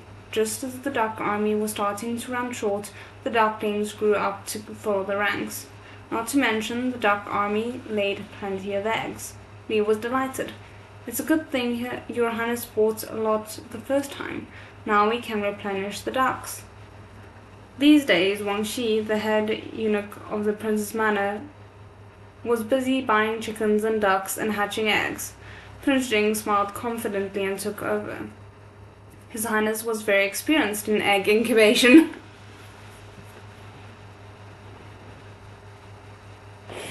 Oh my goodness, never change, Prince Jing. As for the people who were hoarding ducks, they never managed to get Prince Jing to purchase them, and eventually they couldn't afford to keep storing them. Ducks were livestock. Unlike grain, they couldn't just be stored in a warehouse. They had to be fed and taken care of. If they weren't careful, the ducks died or escaped.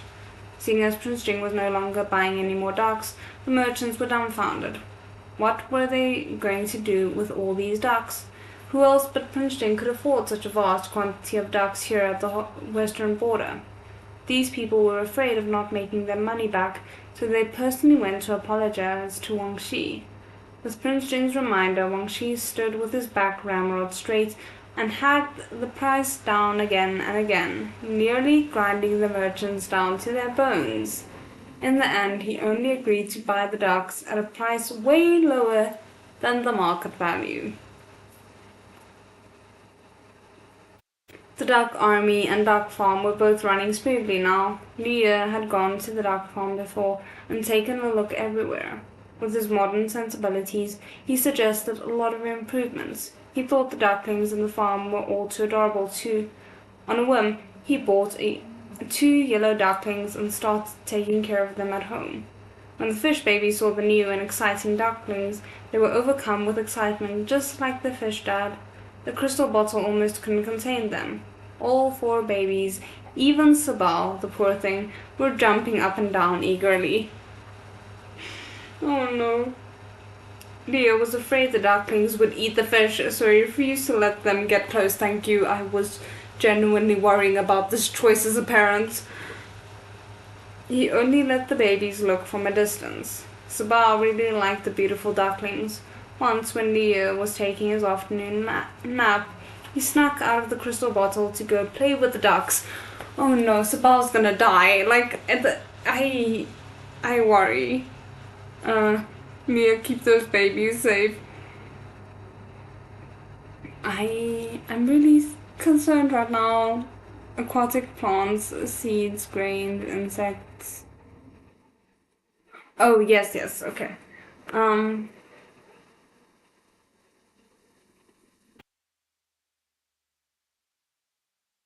The afternoon nap was a habit Leah had picked up after giving birth. Apparently, sleeping a lot as a child led to good development. Leah wanted the fish babies to sleep more. Every day when time came, he'd take a nap with the fish babies, but the fish babies were all lively and liked to move around. Before Leah fell asleep, they would get into the fish blanket with him. Once Leah drifted off, though, they'd dart out from the blanket and play on their own. That was how Sabal came to leap out of the crystal bottle. Luckily, Prince Jing had the foresight to spread a thick carpet on the ground just in case. Sabal wasn't injured from the landing, but he was just a small palm-sized fish. He completely forgot that it would be hard for him to get anywhere after he left the crystal bottle and fish tank. Soon after landing, he started to feel uncomfortable. Dabao, Erbao, and Sanbao all swam to the edge of the crystal bottle worriedly, looking down at Sabao as he struggled.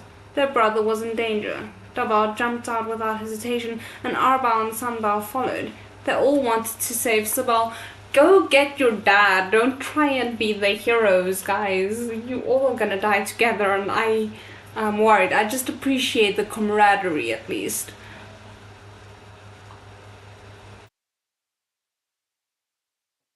Where is Prince Jing when you need him?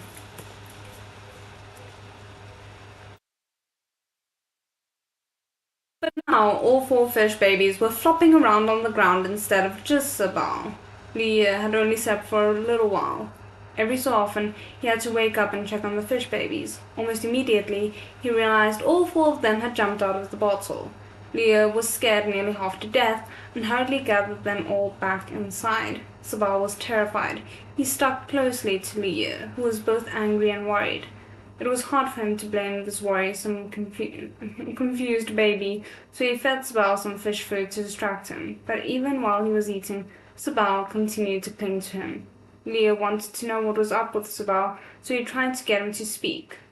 Sabal spoke a little uncertainly. "Daddy want duckies." That's cute. Leah figured out that Sabal ended up on the floor because he wanted to see the ducks. Why did Sabal like ducks so much? Leah thought about it a bit, then took Sabal to see the adult ducks with a mischievous smile on his face. After seeing the big ducks with their bigger beaks and longer and bendier necks, as well as their much larger size, Sabal burst into tears when he thought about the small fuzzy ducklings.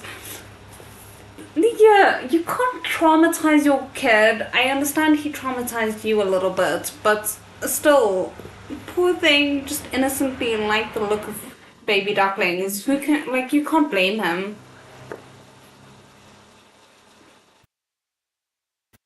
Now that he teased Sabal, Leah went to tease Dabao. Dabao had failed to save his younger brother, and the attempt resulted in him and his brothers all on the floor. Dabao knew he'd made a mistake. As soon as Leah approached him, he apologized on his own. "Dad, I'm sorry." Leah, who also liked exploring, asked, "Oh, can you tell Dad what you did wrong?" "I wasn't strong enough to bring my brother back." Dabao was a little downtrodden and embarrassed. "What? Hello, son, please wake up. Your mistake wasn't that you weren't strong enough." Dabao, unaware of his father's complaints, said sincerely, "I want to become the strongest fish to protect my brothers and you, Dad." Okay, I like that Dabao is not a little nuisance/monster just because he's clearly the smartest of the lot, or the one who's developing the most quickly, I should rather say.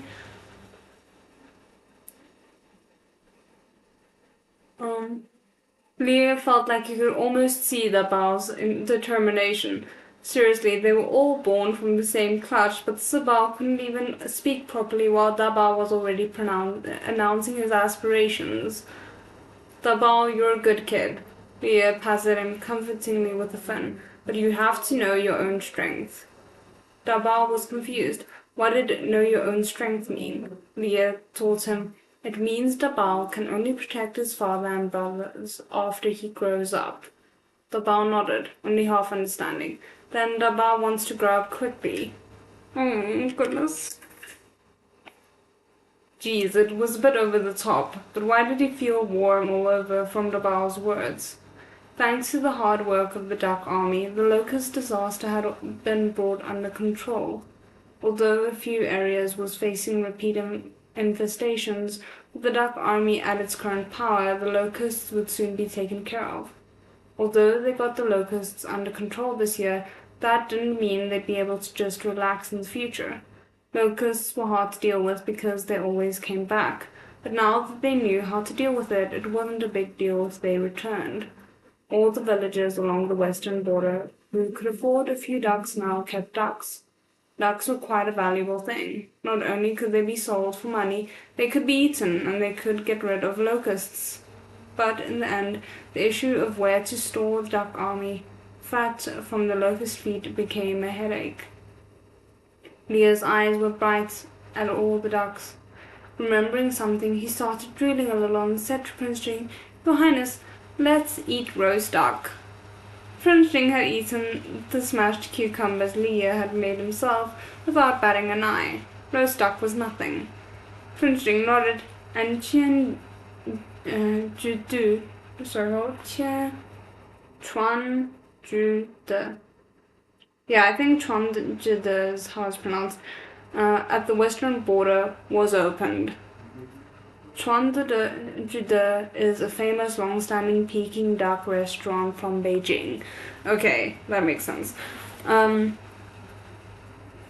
am a little bit confused because obviously there was the thing of, okay, they're gonna turn into humans after a 9-month gestational period, but their sense of understanding feels much further developed than, just babies.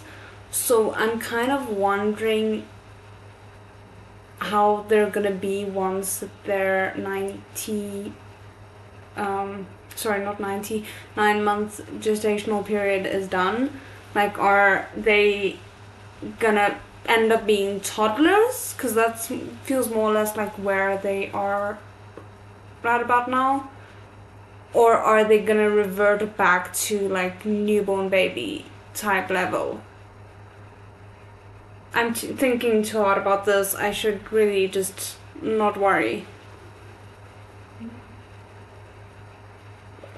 But okay, we are at the end of a chapter and we are almost on the hour, so I think I'm gonna take my last break for the night now, and then wait, we're not at the end of a chapter. Where am I?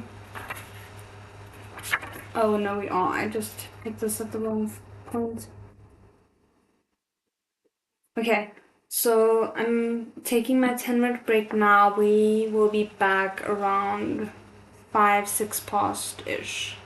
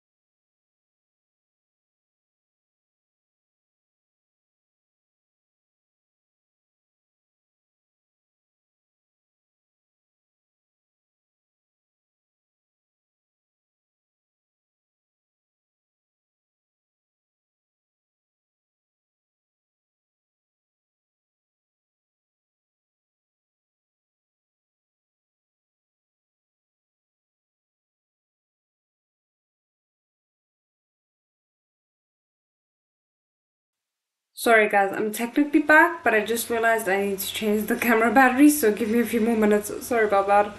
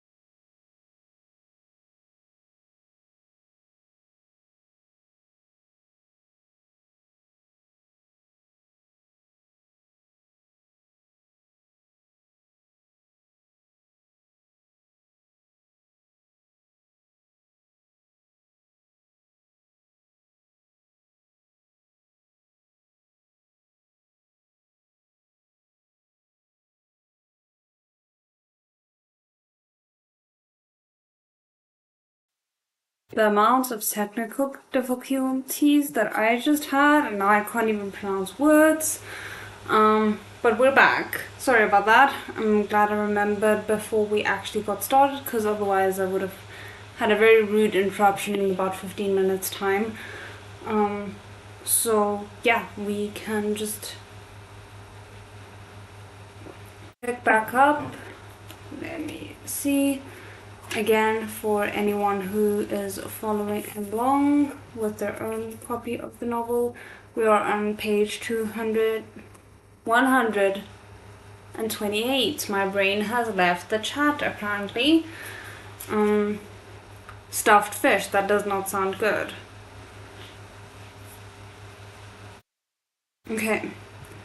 The locusts would be completely exterminated any day now. Prince Jing had already presented Li Ye's idea to the emperor in his letters, and they were on their way to the capital. Now he wrote a more detailed report on the status of the locusts at each village. In his last letter, he had mentioned his marriage with Li Ye, but the emperor hadn't responded, so Prince Jing knew he was just letting it sit. Before he made his request clear, he had already revealed plenty of Sha Ye's good points and had taken advantage of the emperor's good mood. The emperor hadn't denied his request outright, which meant he was still thinking about it, so if he sent this letter over, the emperor would surely be swayed. Of course, he couldn't reveal Sha Ye's true identity, but he hoped just this letter would be enough for the emperor to see how good Sha Ye was, even if he didn't have a distinguished background. Even if he couldn't bear children, he was more than qualified to stand at his side as consort. He'd never asked the emperor for anything in his life. He could fight for the spot of crown prince with his own abilities. He didn't need to ask for that. The only thing he wanted was this marriage. He had considered whether this would anger the emperor, whether this would completely put an end to his bid for the throne. But if that were the case, Prince Jing glanced at Li Ye, who was teaching the babies how to play tug-of-war. Although the western border was desolate, he had already had some of the happiest times of his life here, living together as a family of 6. That's actually quite cute. If the emperor really chose to give up on him, then he would ask to stay at the western border forever. That way, he and Sha Ye could still be together. But that was the worst case scenario. It shouldn't get to that point. He had other tricks up his sleeve. And then Prince Jing sent their marriage contract and the letter to the emperor. When the emperor received Prince Jing's next letter, he noticed it came with a marriage contract. The emperor was very unhappy with Prince Jing for deciding on this without consulting him first, but at the same time the emperor understood that Prince Jing had sent the marriage certificate because he was making his position clear. This was a silent plea. In his memory, Prince Jing had never asked him for anything. Even when the emperor had sent him to the western border immediately after receiving Prince Jing's birthday gifts, the prince hadn't asked for any leniency. He had just accepted, bowed in farewell, and left the capital. Prince Jing had a cold personality, and that was how the Emperor expected him to behave. But now he realized Prince Jing had a stubborn side. To an emperor, stubbornness wasn't a good thing. But who didn't have something they were stubborn about? The emperor wasn't perfect either. The emperor could tell the words "an eternal happy union" were written in Prince Jing's handwriting. This was a marriage contract Prince Jing himself had written. It was clear how serious he took this marriage. Prince Jing might really be in love. He thought back to the true love the old Duke of Chang'an had jokingly mentioned. The emperor had been on the throne for many years, and he could just laugh it off. But now his heart felt inexplicably heavy. He put the marriage contract away in his report box, then opened Prince Jing's letter. It was probably full of praise for Li. Last time, the youth had suggested many unique ideas for controlling the locusts. The emperor had asked officials from the Ministry of Works to take a look. They all said the suggestions made sense and that they should be tried if the chance arose. The emperor didn't say anything, but in his heart he respected Li. Gaining the approval of the Ministry of Works meant he was capable. So, what did the letter contain this time? When the emperor was done reading the letter, he found that Prince Jing had already used Li's suggestions against the locusts in the western border. If this task was given to any of the officials in the Ministry of Works, they would have to come up with a detailed plan and have the Ministry of Works approve it. After discussing it in court, they would have to wait for the Ministry of Revenue to provide the money, but doing so would take months. Only once all that bureaucracy was out of the way would the Ministry of Works send someone to affected areas. But Prince Jing never mentioned any of this in his reports. He just spent his own money and got it done. Not only that, he'd done a good job. The locusts in the western border had been taken care of. Damn insolent brats. That's one way to be grateful to your son for doing a good job. Oh goodness. I mean, I get it, bureaucracy and all that is needed to protect all the other things, but I hope quietly at least he can admit why it was a better approach that Prince Jing took. The emperor couldn't decide what he was feeling. Was Prince Jing throwing his achievements in his face because he hadn't responded to his last letter? He was a little angry, but honestly he couldn't deny that Prince Jing had done a beautiful job. After all, out of all his sons, the one who was most decisive, the one most to his liking, was Prince Jing. The locust issue was at the western border had been bad enough that it caused him unease. If he had followed normal procedures, who knew what the situation would be like now? The officials strictly followed the rules and regulations, and while they deliberated, the people suffered. In comparison, Prince Jing was a little more rash, but he had controlled the locust effectively. The emperor put down the letter deep in thought. When he looked up again, he noticed there was a few reports from countries around the western border. Skimming through them, the emperor found out that Prince Jing had bought a large number of ducks to control the locusts, causing quite a stir in the countries. But all of them were grateful to Prince Jing. If the locust problem hadn't been solved, it would be their turn to suffer in the future. One of the reports was quite descriptive. The emperor could almost see the ducks flapping chaotically about in front of him. He smiled. I appreciate that the positive impact is being corroborated by people who, I wouldn't say have nothing to gain by giving Prince Jing positive comments, but they're not directly being influenced by Prince Jing, shall we say, if that makes sense. Somehow, sending Prince Jing to the western border had allowed him to gain power. He hadn't expected it would turn out this way.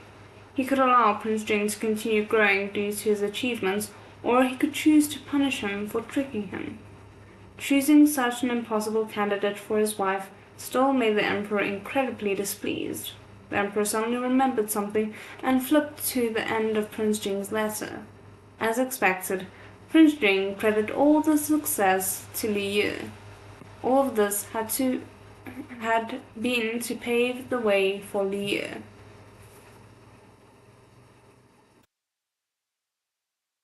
Even though he couldn't just ask, the emperor wanted to know what the prince would choose, the position of crown prince or his consort.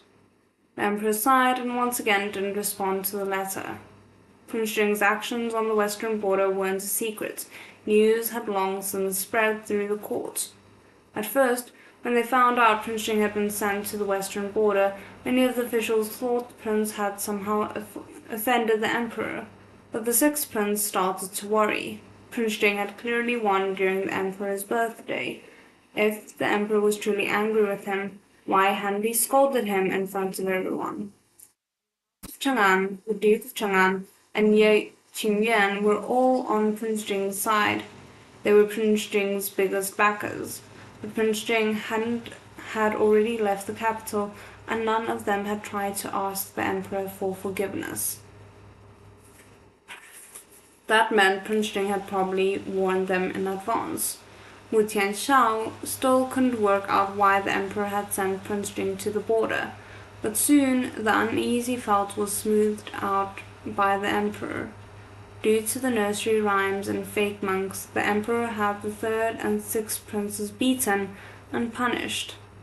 The emperor's punishment for the third prince was truly harsh, but he'd only been angry with the sixth prince by association. Even so, accordingly, he'd taken away the sixth prince's job. In order to regain the emperor's trust, Mu Tianxiao had made many preparations. In the end, his hard work paid off, and after Prince Jing left, the emperor had given him Prince Jing's job at the Ministry of Works. Prince Jing had completed most of the jobs already, so all the sixth prince had to do was clean up the loose ends. The emperor had even appointed a deputy minister to guide him. There was no way anything could go wrong. He had basically been given a free achievement. I don't know how I feel about that. On the one hand, it's potentially a little bit of a slap in the face, because it's like, oh, you don't think I'm worth the same level of trust as Prince Jing, who did all these things and I could just collect the reward, but on the other hand, he's still collecting the reward, so I don't know.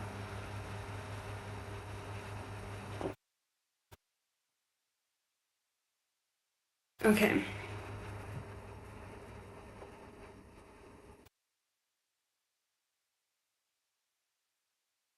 Although the Ministry of Works was the least respected of the six ministries, and fixing Zhongqie Palace wasn't a very dignified job, at the very least it was clear the emperor had held the sixth prince, who was here by his side, in higher regard than Prince Jing, who was thousands of miles away.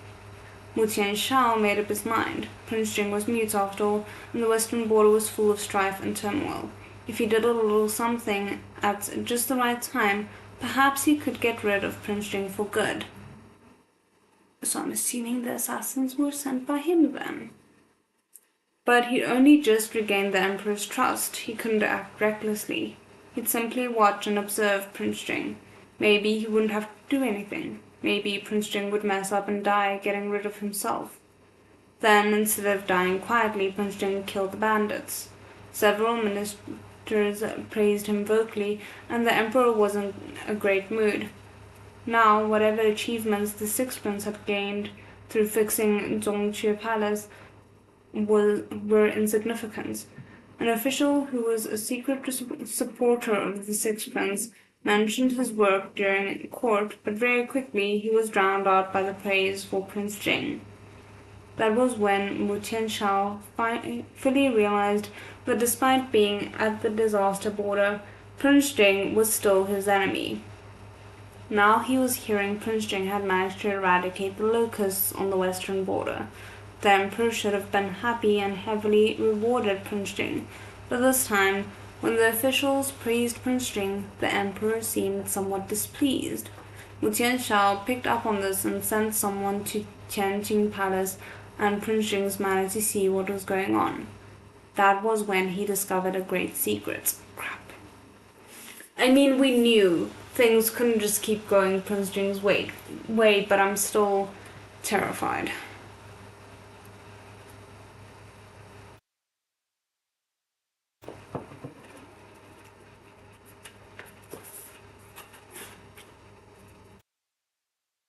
Prince Jing had fallen in love with a youth of the western border and dared to ask the emperor for permission to marry him. Prince Jing was mute, and he might pass that along to his children. If he also got married to a male consort who couldn't bear children, all of this was great news to the sixth prince. If Mu Tianshao had dreamt this, he'd wake himself up laughing. When he found out how much of a headache this was for the emperor, Mu Tianshao decided he had to do everything in his power to make this happen. He knew the emperor still had regrets about Empress Xiaohui, so he asked his mother, Consort Zhang, to speak up. No way. No way.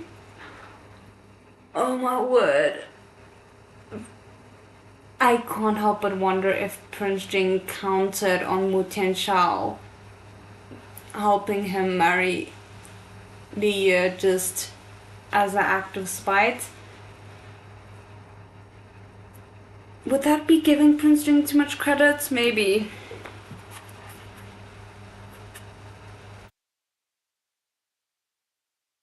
Recently, the emperor had picked the daughter of a marquis for the sixth prince to marry.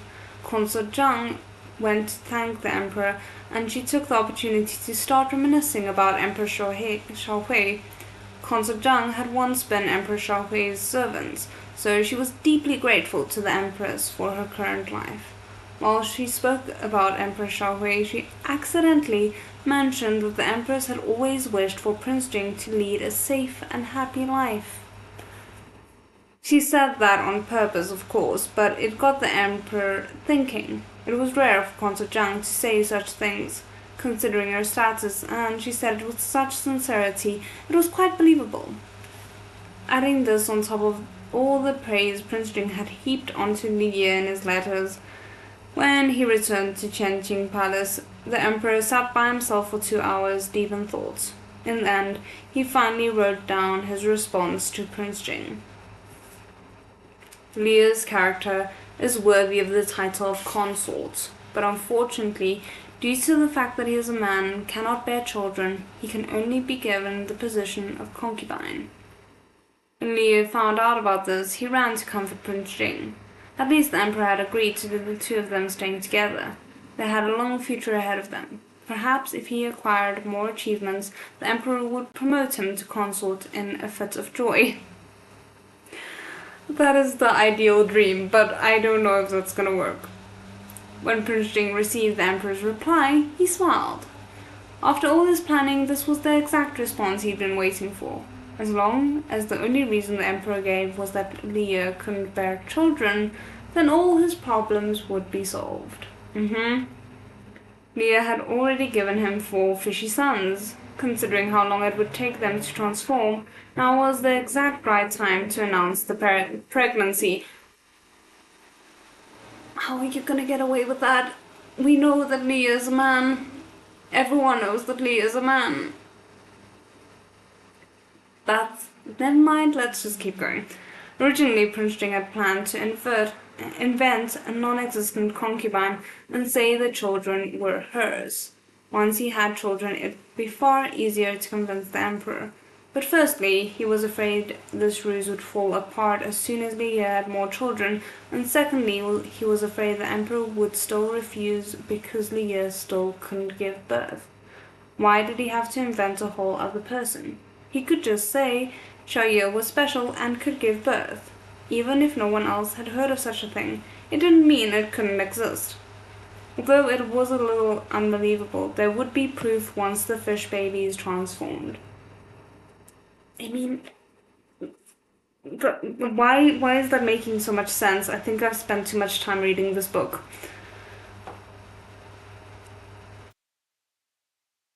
As the emperor had clearly said, due to the fact that he is a man and cannot bear children, he wouldn't be able to refute himself. There were many inconveniences on the western border, but there was one thing that was very convenient indeed. As long as he said Li Gongzi was pregnant, no one would be able to question it. If the emperor sent a genealogical expert, by the time they arrived at the border, the fish babies would have already been born, turning into human children. Okay, so then I'm assuming they would have to revert to babies, because otherwise the story is going to fall apart real quick. Not that it's already hanging by a thread, but still. Sorry about that. The reason why he hadn't mentioned this at the very beginning was because he was afraid the emperor would choose a different reason to deny him. Prince Jing had taken step after careful step, slowly dispelling any hesitations he might have towards Xiaoyu, just so that only this one reason remained. Although it was a little difficult, he could deal with it. Prince Jing put a hand on Li Ye's stomach and patted it. It was about time to stuff a little pillow inside. Okay, the stuffed fish now makes sense. All of this is happening so quickly though. The logic is there if you squint and look sideways. I mean, we're reading a fish book. It's more logic than I was expecting.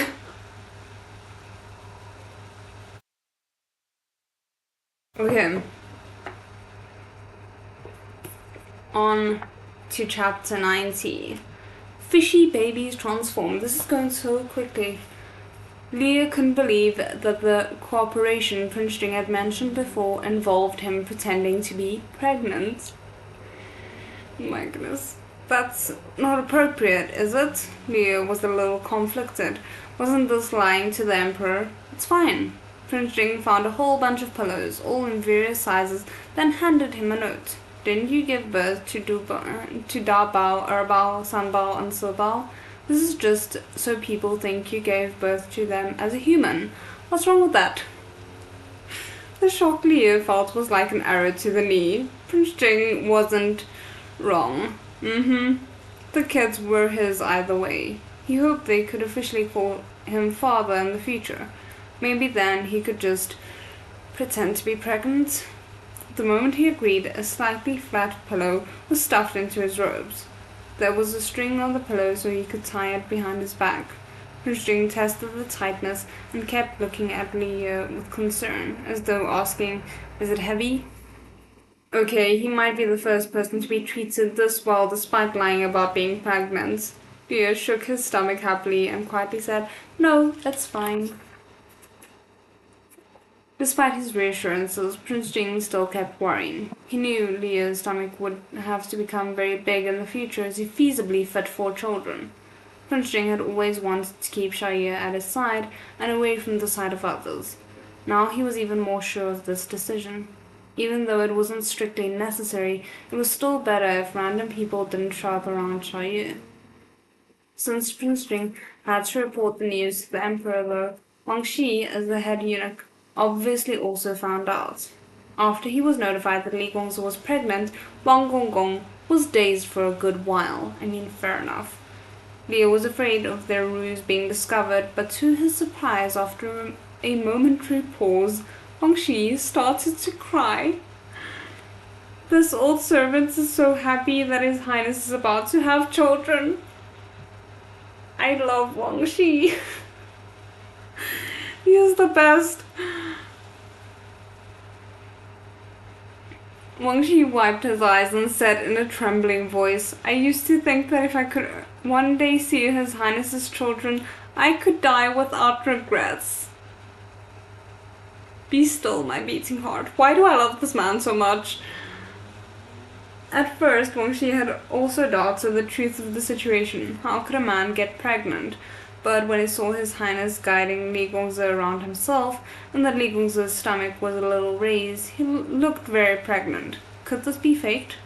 So what if it was a man who was pregnant? It was still His Highness's children.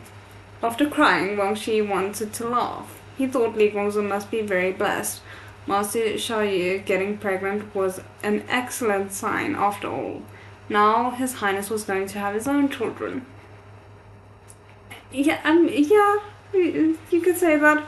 Wang Shi was too excited. Prince Jing had no choice but to pat him on the shoulder to calm him down. Wang Gong was thus thrilled to learn he was pregnant with just one baby. How would he react when he found out there was four? Do you think Wang Gong's gonna get slightly suspicious over the fact that Sha Yi has four babies and Li Ye also has four babies, and then the four babies are just gonna disappear? At some point, the four fish babies at least. Wang Shi better get a happy ending or I'll go rabbit. Yeah, no, he has to be the fun uncle forever, and maybe he can, I don't know. I guess eunuchs didn't really have wives, did they? I'm not sure, but I want him to have the best ending he can have.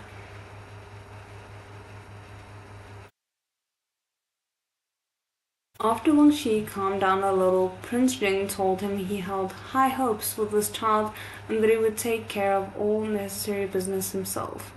Wang Shi nodded to show that he understood. His Highness already held Li Gongzi in extremely high regard. Now that Li Gongzi was pregnant, it made sense His Highness wanted to do everything himself. If His Highness was taking care of the pregnancy, then what was left for him to do?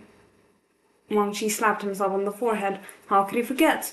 His Highness had asked him to prepare for the wedding. He felt galvanized to pay even more attention than before, so His Highness and Li Gongzi would be pleased.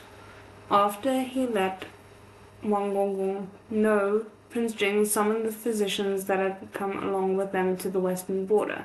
But now that Li Gongzi was officially his family and would eventually be given an official status, the physicians were not permitted to see Li Ye directly.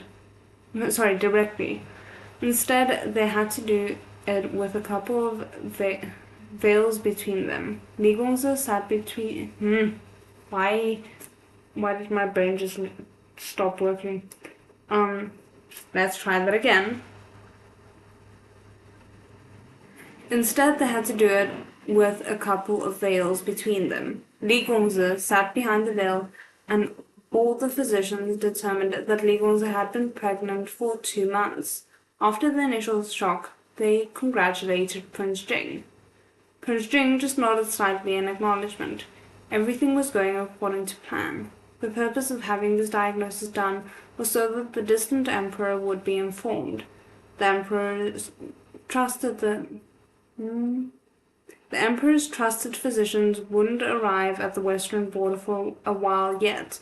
The diagnosis would come in handy, as the emperor would definitely ask the physicians around Prince Jing for their opinion first. Before having the physicians assess Li Ye's pulse through the veil, Prince Jing had secretly found a woman who was 2 months pregnant to sit behind the veil in Li Ye's place. I was wondering if that was the case. The physicians had never assessed a pregnant man before, so to know any differences. So it was enough as long as they could tell he was pregnant. I mean, fair enough. I don't think a pregnant man is something you come across often, especially not in ancient China.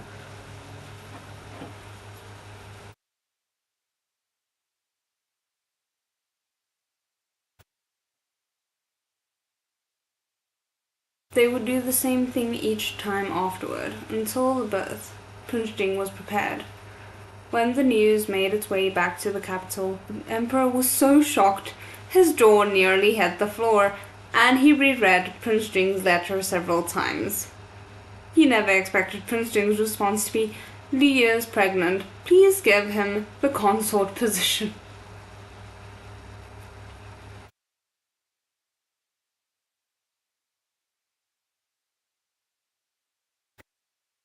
The imperial guards that the emperor had sent to the western border reported the same thing and came attached with the physician's diagnosis. The emperor read it several times over, afraid he was misreading the words. Could men really get pregnant? Previously, the emperor would have been certain it was impossible, but seeing the physician's diagnosis now, he wasn't sure. After all, the reason was that he had a unique constitution. The emperor quickly summoned all the imperial physicians overnight and ordered them to analyze the diagnosis. They discussed it for the entire night, but they couldn't reach a conclusion. They didn't know Leah's actual condition, so there was no way they could say that with 100% certainty that men could not get pregnant. The emperor sent a genealogical expert to the western border to take Leah's pulse. He gave it some thought, then sent a letter to Lao Kong as well. Lao Kong had a wealth of knowledge. He'd be able to give him a straight answer. There were only two possibilities when it came to Leah's pregnancy. It was either real, or Prince Jing was putting on an act. Although Prince Jing kept paving the way for Leah, the emperor didn't believe the prince would do such a stupid thing. A faked imperial pregnancy was very easily exposed. But what if it was real? Leah had no family and came from a poor background. He really wasn't a suitable candidate for a consort. However, he had also accomplished a lot in a short period of time and made Prince Jing fall in love with him. The emperor was already being quite generous by granting him the title of concubine, but he couldn't agree to anything further due to the issue of Prince Jing's future heirs. If Leah really could bear children, then there was no reason not to give him the consort position. Staring at Prince Jing's letter, the emperor finally woke up. Prince Jing had probably waited until now to mention this specifically, so the emperor wouldn't have any reason to say no. He laughed ruefully. Damn brat, he'd actually achieved the impossible. Soon Lao Kong's response arrived. As expected of an eminent monk, all he said was, "The world is vast and full of wonders." The emperor understood that, based on Lao Kong's knowledge, he believed that it was possible for a man to get pregnant. His curiosity was satisfied. Now he just had to wait for the physician's diagnosis. First, though, the emperor assured Prince Jing that if the imperial physician confirmed that Leah could get pregnant, he would be willing to let Leah become consort. Prince Jing saw hope for victory and would occasionally take Leah on walks within the property to show him off in front of the servants. The entire western border hung on Prince Jing's every word. Everyone was delighted at the news that he was about to have a child. Due to safety, Prince Jing had not publicized that the one who was pregnant was a man, as he didn't want that to become a topic of discussion. As a result, not many people knew, and all the villagers were full of happy congratulations. During this time, the bandits tried to use this chance to take revenge, but they ended up being discovered by the guards. When they'd realized that the bandits were only human and could be defeated, plenty of strong young men had signed up to join the guards. Prince Jing had more and more people under his command, and they grew stronger every day by training with the imperial guards. Meanwhile, Prince Jing had predicted an upcoming attack by the bandits, so he strengthened the defenses. When the bandits came, they were once again defeated by tunnels and traps. From the outside, under Prince Jing's close guard, Lofeng village seemed impenetrable, and inside the village, he guarded Leah with equal care. Prince Jing never left Leah's side. Although it was a fake pregnancy, he kept telling Leah to rest and took care of everything for him. Prince Jing seemed almost obsessed, but he was happy. Leah thought Prince Jing must be taking this chance to take care of him, to make up for all the times he couldn't before. And what else could he do other than accept all the attention? Eventually, Prince Jing didn't want Leah to hold the crystal bottle. The responsibility of taking care of the fish babies fell to Wang Shi. Wang Shi couldn't help but sigh and stared at the lively fish babies. Wouldn't it be lovely if Li Gongzi could give birth to 4 babies too? Oh, Wang Shi, you will get your wish, don't worry.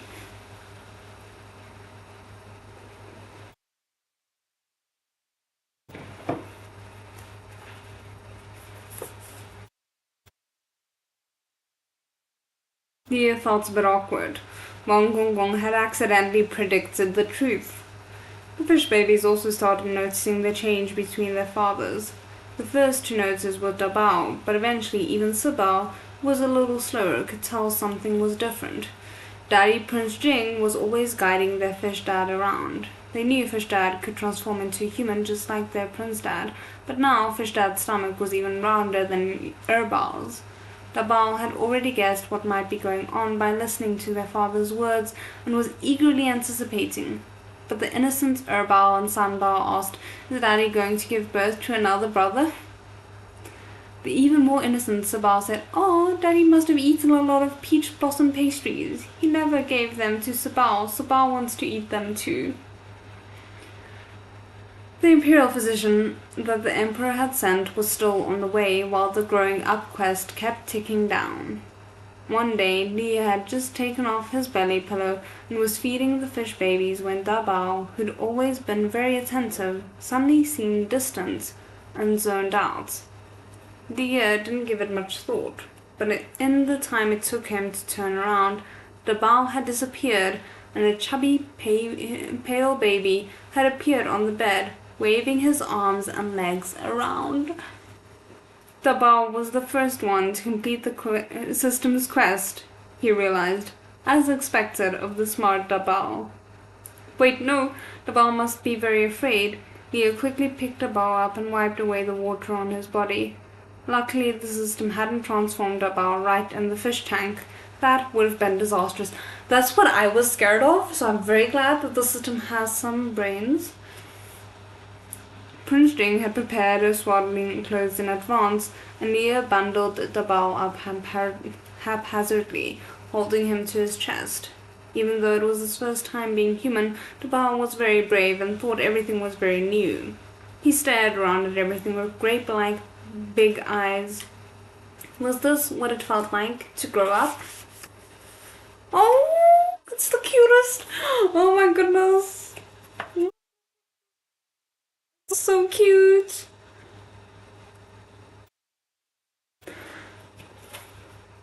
That is adorable! Dabao moved his legs as usual, attempting to swim, but his arms and legs didn't listen to him. He wanted to call out to his fish dad, but when he opened his mouth, only crying came out. The brave Dabao finally felt a little fear. Now that he was human, he couldn't swim or speak. Dabao cried even harder. Prince Jing heard the crying from outside. As soon as he ran in, he saw Li holding a human baby, doing his best to try and comfort him. Prince Jing had seen Li and the fish babies holding each other's tails, so they formed a line. Although he already knew these babies were his children, they'd all looked like fish.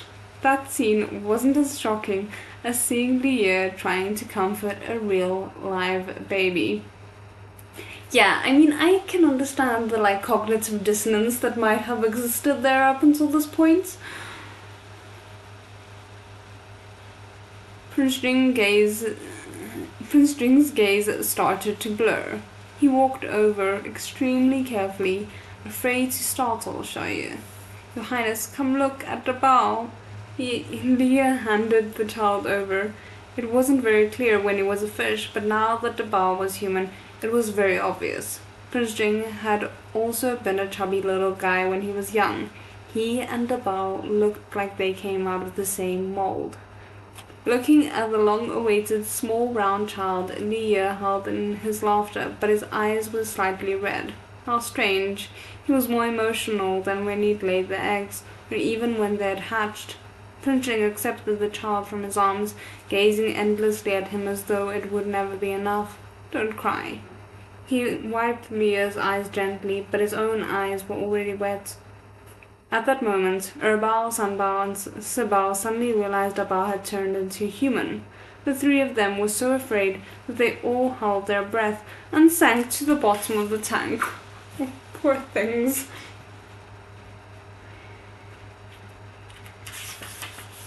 Can you imagine you're like, that's my future?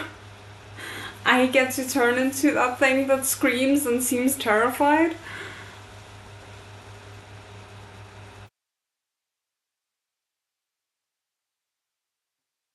Okay. I think we might be able to put in one more chapter before the end of the live stream, so let's go. Chapter 91. Fish Baby Rebellion. Oh no, that does not sound good. Because Dabao had suddenly turned into a human baby, Prince Jing had no choice but to inform the servants that Liu had started giving birth. The midwife they had ready came into the room, and Prince Jing stood guard over the birthing room. Wangxi had been extra attentive these last few days. As soon as he heard the sound of an infant crying, he was delighted, but he didn't see the new young master for a long while. He was beside himself with worry when Prince Jing sent the word out to that Liu had given birth to one child, but was still in labor. Wangxi was stunned for a moment, then became ecstatic. Li Gongzi's stomach had been a little larger than normal, so he'd guessed there might be more than one. But since Prince Jing hadn't revealed anything, Wangxi didn't dare spread the news based on his own predictions. Now that he knew it really was a pair of twins, he was still happy. Sir, just give it some time.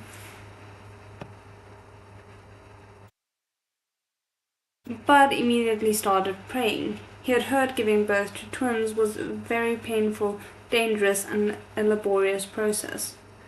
Wangxi hoped Li Gongzi and the young masters would remain safe. Outside of the room, Wangxi and the servants waited anxiously. Inside the room, it was a completely different scene.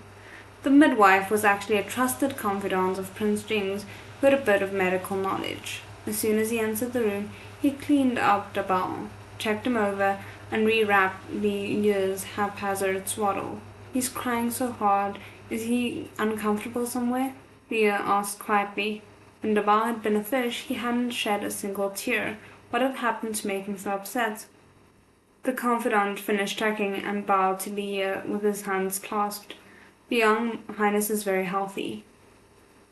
He didn't know where the baby had come from, but he knew this was the young highness.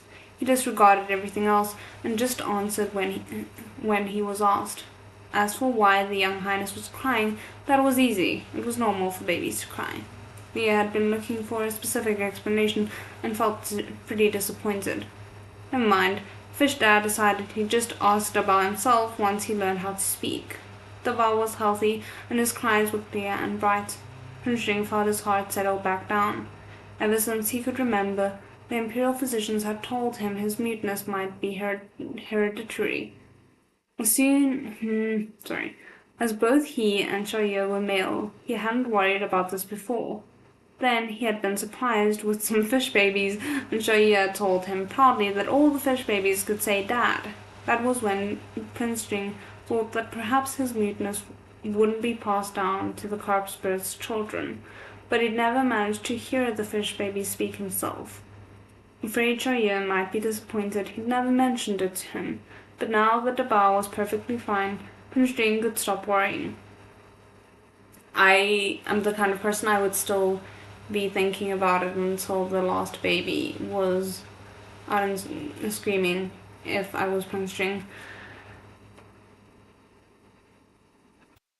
The confidant reported that all was well, and Dabao was a healthy human baby. Now it was time for the 3 other fish babies to follow him. Yeah, I've been a little bit worried, because now it's like, what if they don't all follow in a reasonable time? Because Dabao, we have established, is very slow with catching up to the others. So what if he's like in labor for 2 days or longer? Prince Jing ordered the confidant to leave the room for the time being, leaving only him and Liu. The 2 of them silently waited for the other fish babies to transform. From pregnancy to birth, Prince Jing had thought of and taken care of everything, but they both expected the fish babies to transform all at the same time. Instead, they were transforming one by one. Because Dabao had already transformed, the other fish babies had to follow him quickly so Liu could successfully give birth. After all, if a pregnant woman gave birth to many children, there wouldn't be too much of a gap between each. It was easy to explain an hour or even 2, but if they were an entire day or longer between each, that would be way too suspicious and dangerous. so the current task was to convince the other 3 babies to transform as soon as possible. They couldn't let this birth drag on for too long. Leah thought that with Dabao as an example, the other babies would transform one by one, but for some reason the other 3 fish babies were all crowded together, trembling. Oh, this is gonna be a disaster. I'm so stressed.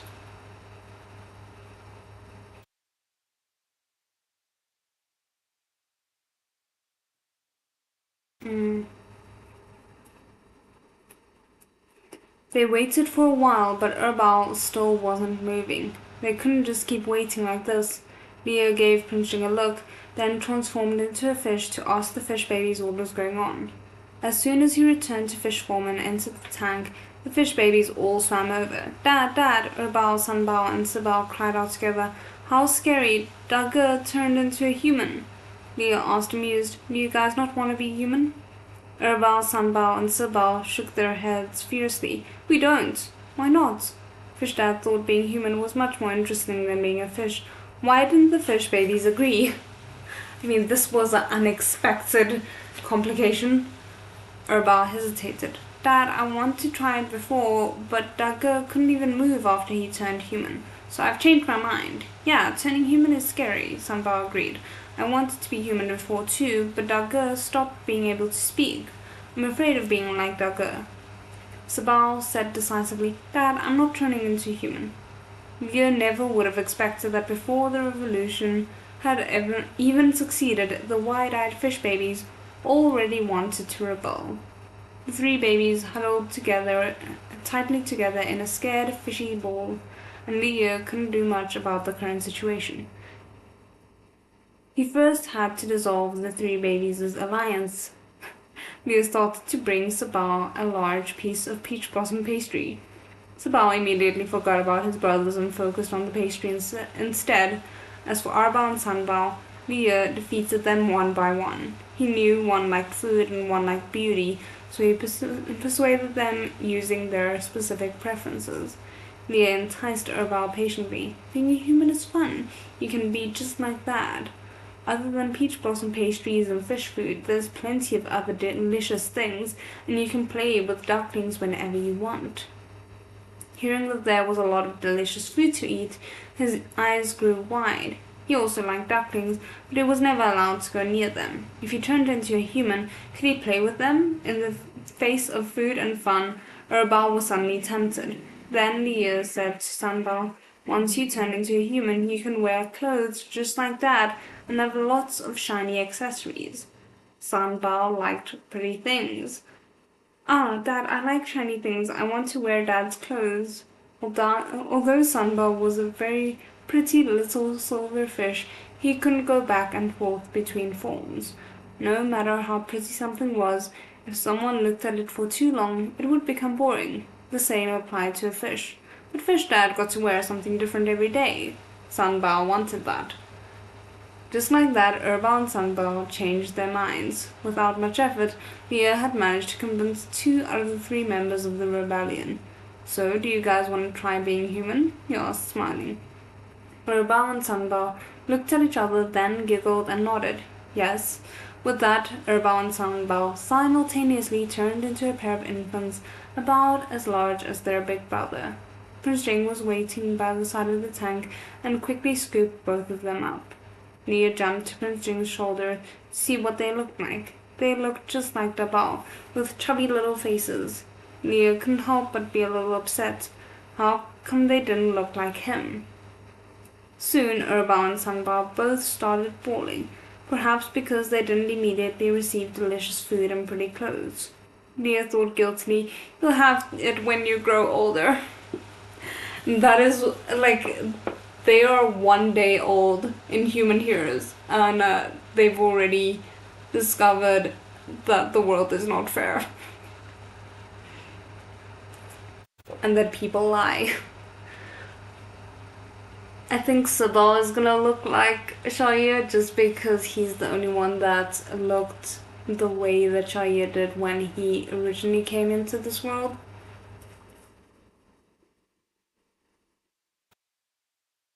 After Erbal and Sunbao transformed, the only stubborn one left was Sabal. Sabal was still munching on his pastry. When he looked up, he realized his brothers were all gone. Only his fish dad was left, looking at him benevolently. Sabal, do you want to become human? Sabal shook away the crumbs on his fin. Oh, no! Leo tried to tempt him the same way he had tempted Urban and Sunbar. There's delicious food, fun things to play with, and beautiful clothes. Sabal doesn't want any of that? No! Sabal said loudly. Sabal has pastries from Dad to eat, and I can play with Dad. Sabal also doesn't like beautiful clothes. Then what does Sabal like? I like my dad's the best. Leo's heart felt warm. Following Sabal's train of thought, he said, then can Sabal help Daddy out? Sabal nodded. If he could help Daddy, the innocent Sabal thought was that it made him even better than his brothers. He was now very good at convincing his children and said to Sabal, you'll be helping Daddy out if you transform. Can you do that? This time, Sabal didn't even have to think about it. Yes, that is actually the sweetest thing. That is so cute. Leo thought he'd transform as soon as he agreed, but Sabal didn't. After agreeing, Sabal just kept waving his tail very earnestly. Leo and Sabal stared at each other for a while, waiting. He didn't know what the problem was. Sabal, why aren't you transforming? Leo couldn't help but rush him. Sabal glanced at his own fish body, spread his fins out and tried very hard, shouting, transform! But he was still a little fish. Nothing had changed. They went back to staring at each other, faintly confused. Leo suddenly realized something. Sabal, you know how to transform, right? I don't know, Sabal cried.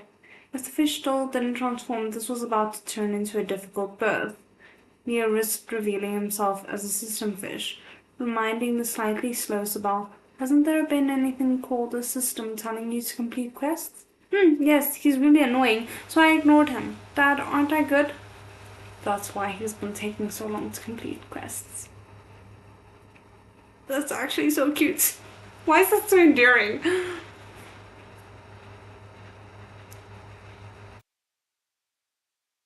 You can pay attention to him. Leo pushed back the urge to facepalm and guided Sabal. If you do what he says, you should be able to transform. Really? Sabal finally worked it out. He spun in circles on the spot a few times, then mumbled something. Leo thought he still didn't understand when Sabal suddenly swam over and rubbed his mouth against Leo's warmly. Dad! Sabal shouted happily. He wanted to tell him that he'd finally figured it out, but before he could get the words out, he disappeared. At the same time, a baby appeared before Leo. He had a pair of dark eyes, slightly curly hair, and pale skin. He was quite like a little angel and smiled at Leo toothlessly. Congratulations, user. Growing up has been completed. Please collect your reward. After Leo had laid the eggs, just like last time, the system had gone into careful calculation and planning. It hadn't given him a new quest in a while. The current quest line he was on was to help the fish babies grow into humans. It took a while to complete this quest. The description said that all the kids had successfully turned into humans. They had become part of the world. Why am I getting Little Mermaid flashbacks? When Leo looked around the empty fish tank with only him inside, he felt a little wistful. Leo had asked the fish scanning system before about the quest that the fish babies had to complete to transform. The system was quite secretive though, and it had never told him the details of the quest. All Leo knew was that the tasks weren't too hard. After the fish babies completed them, they could turn into human babies, but they wouldn't be able to turn back into fish until they were 7 years old.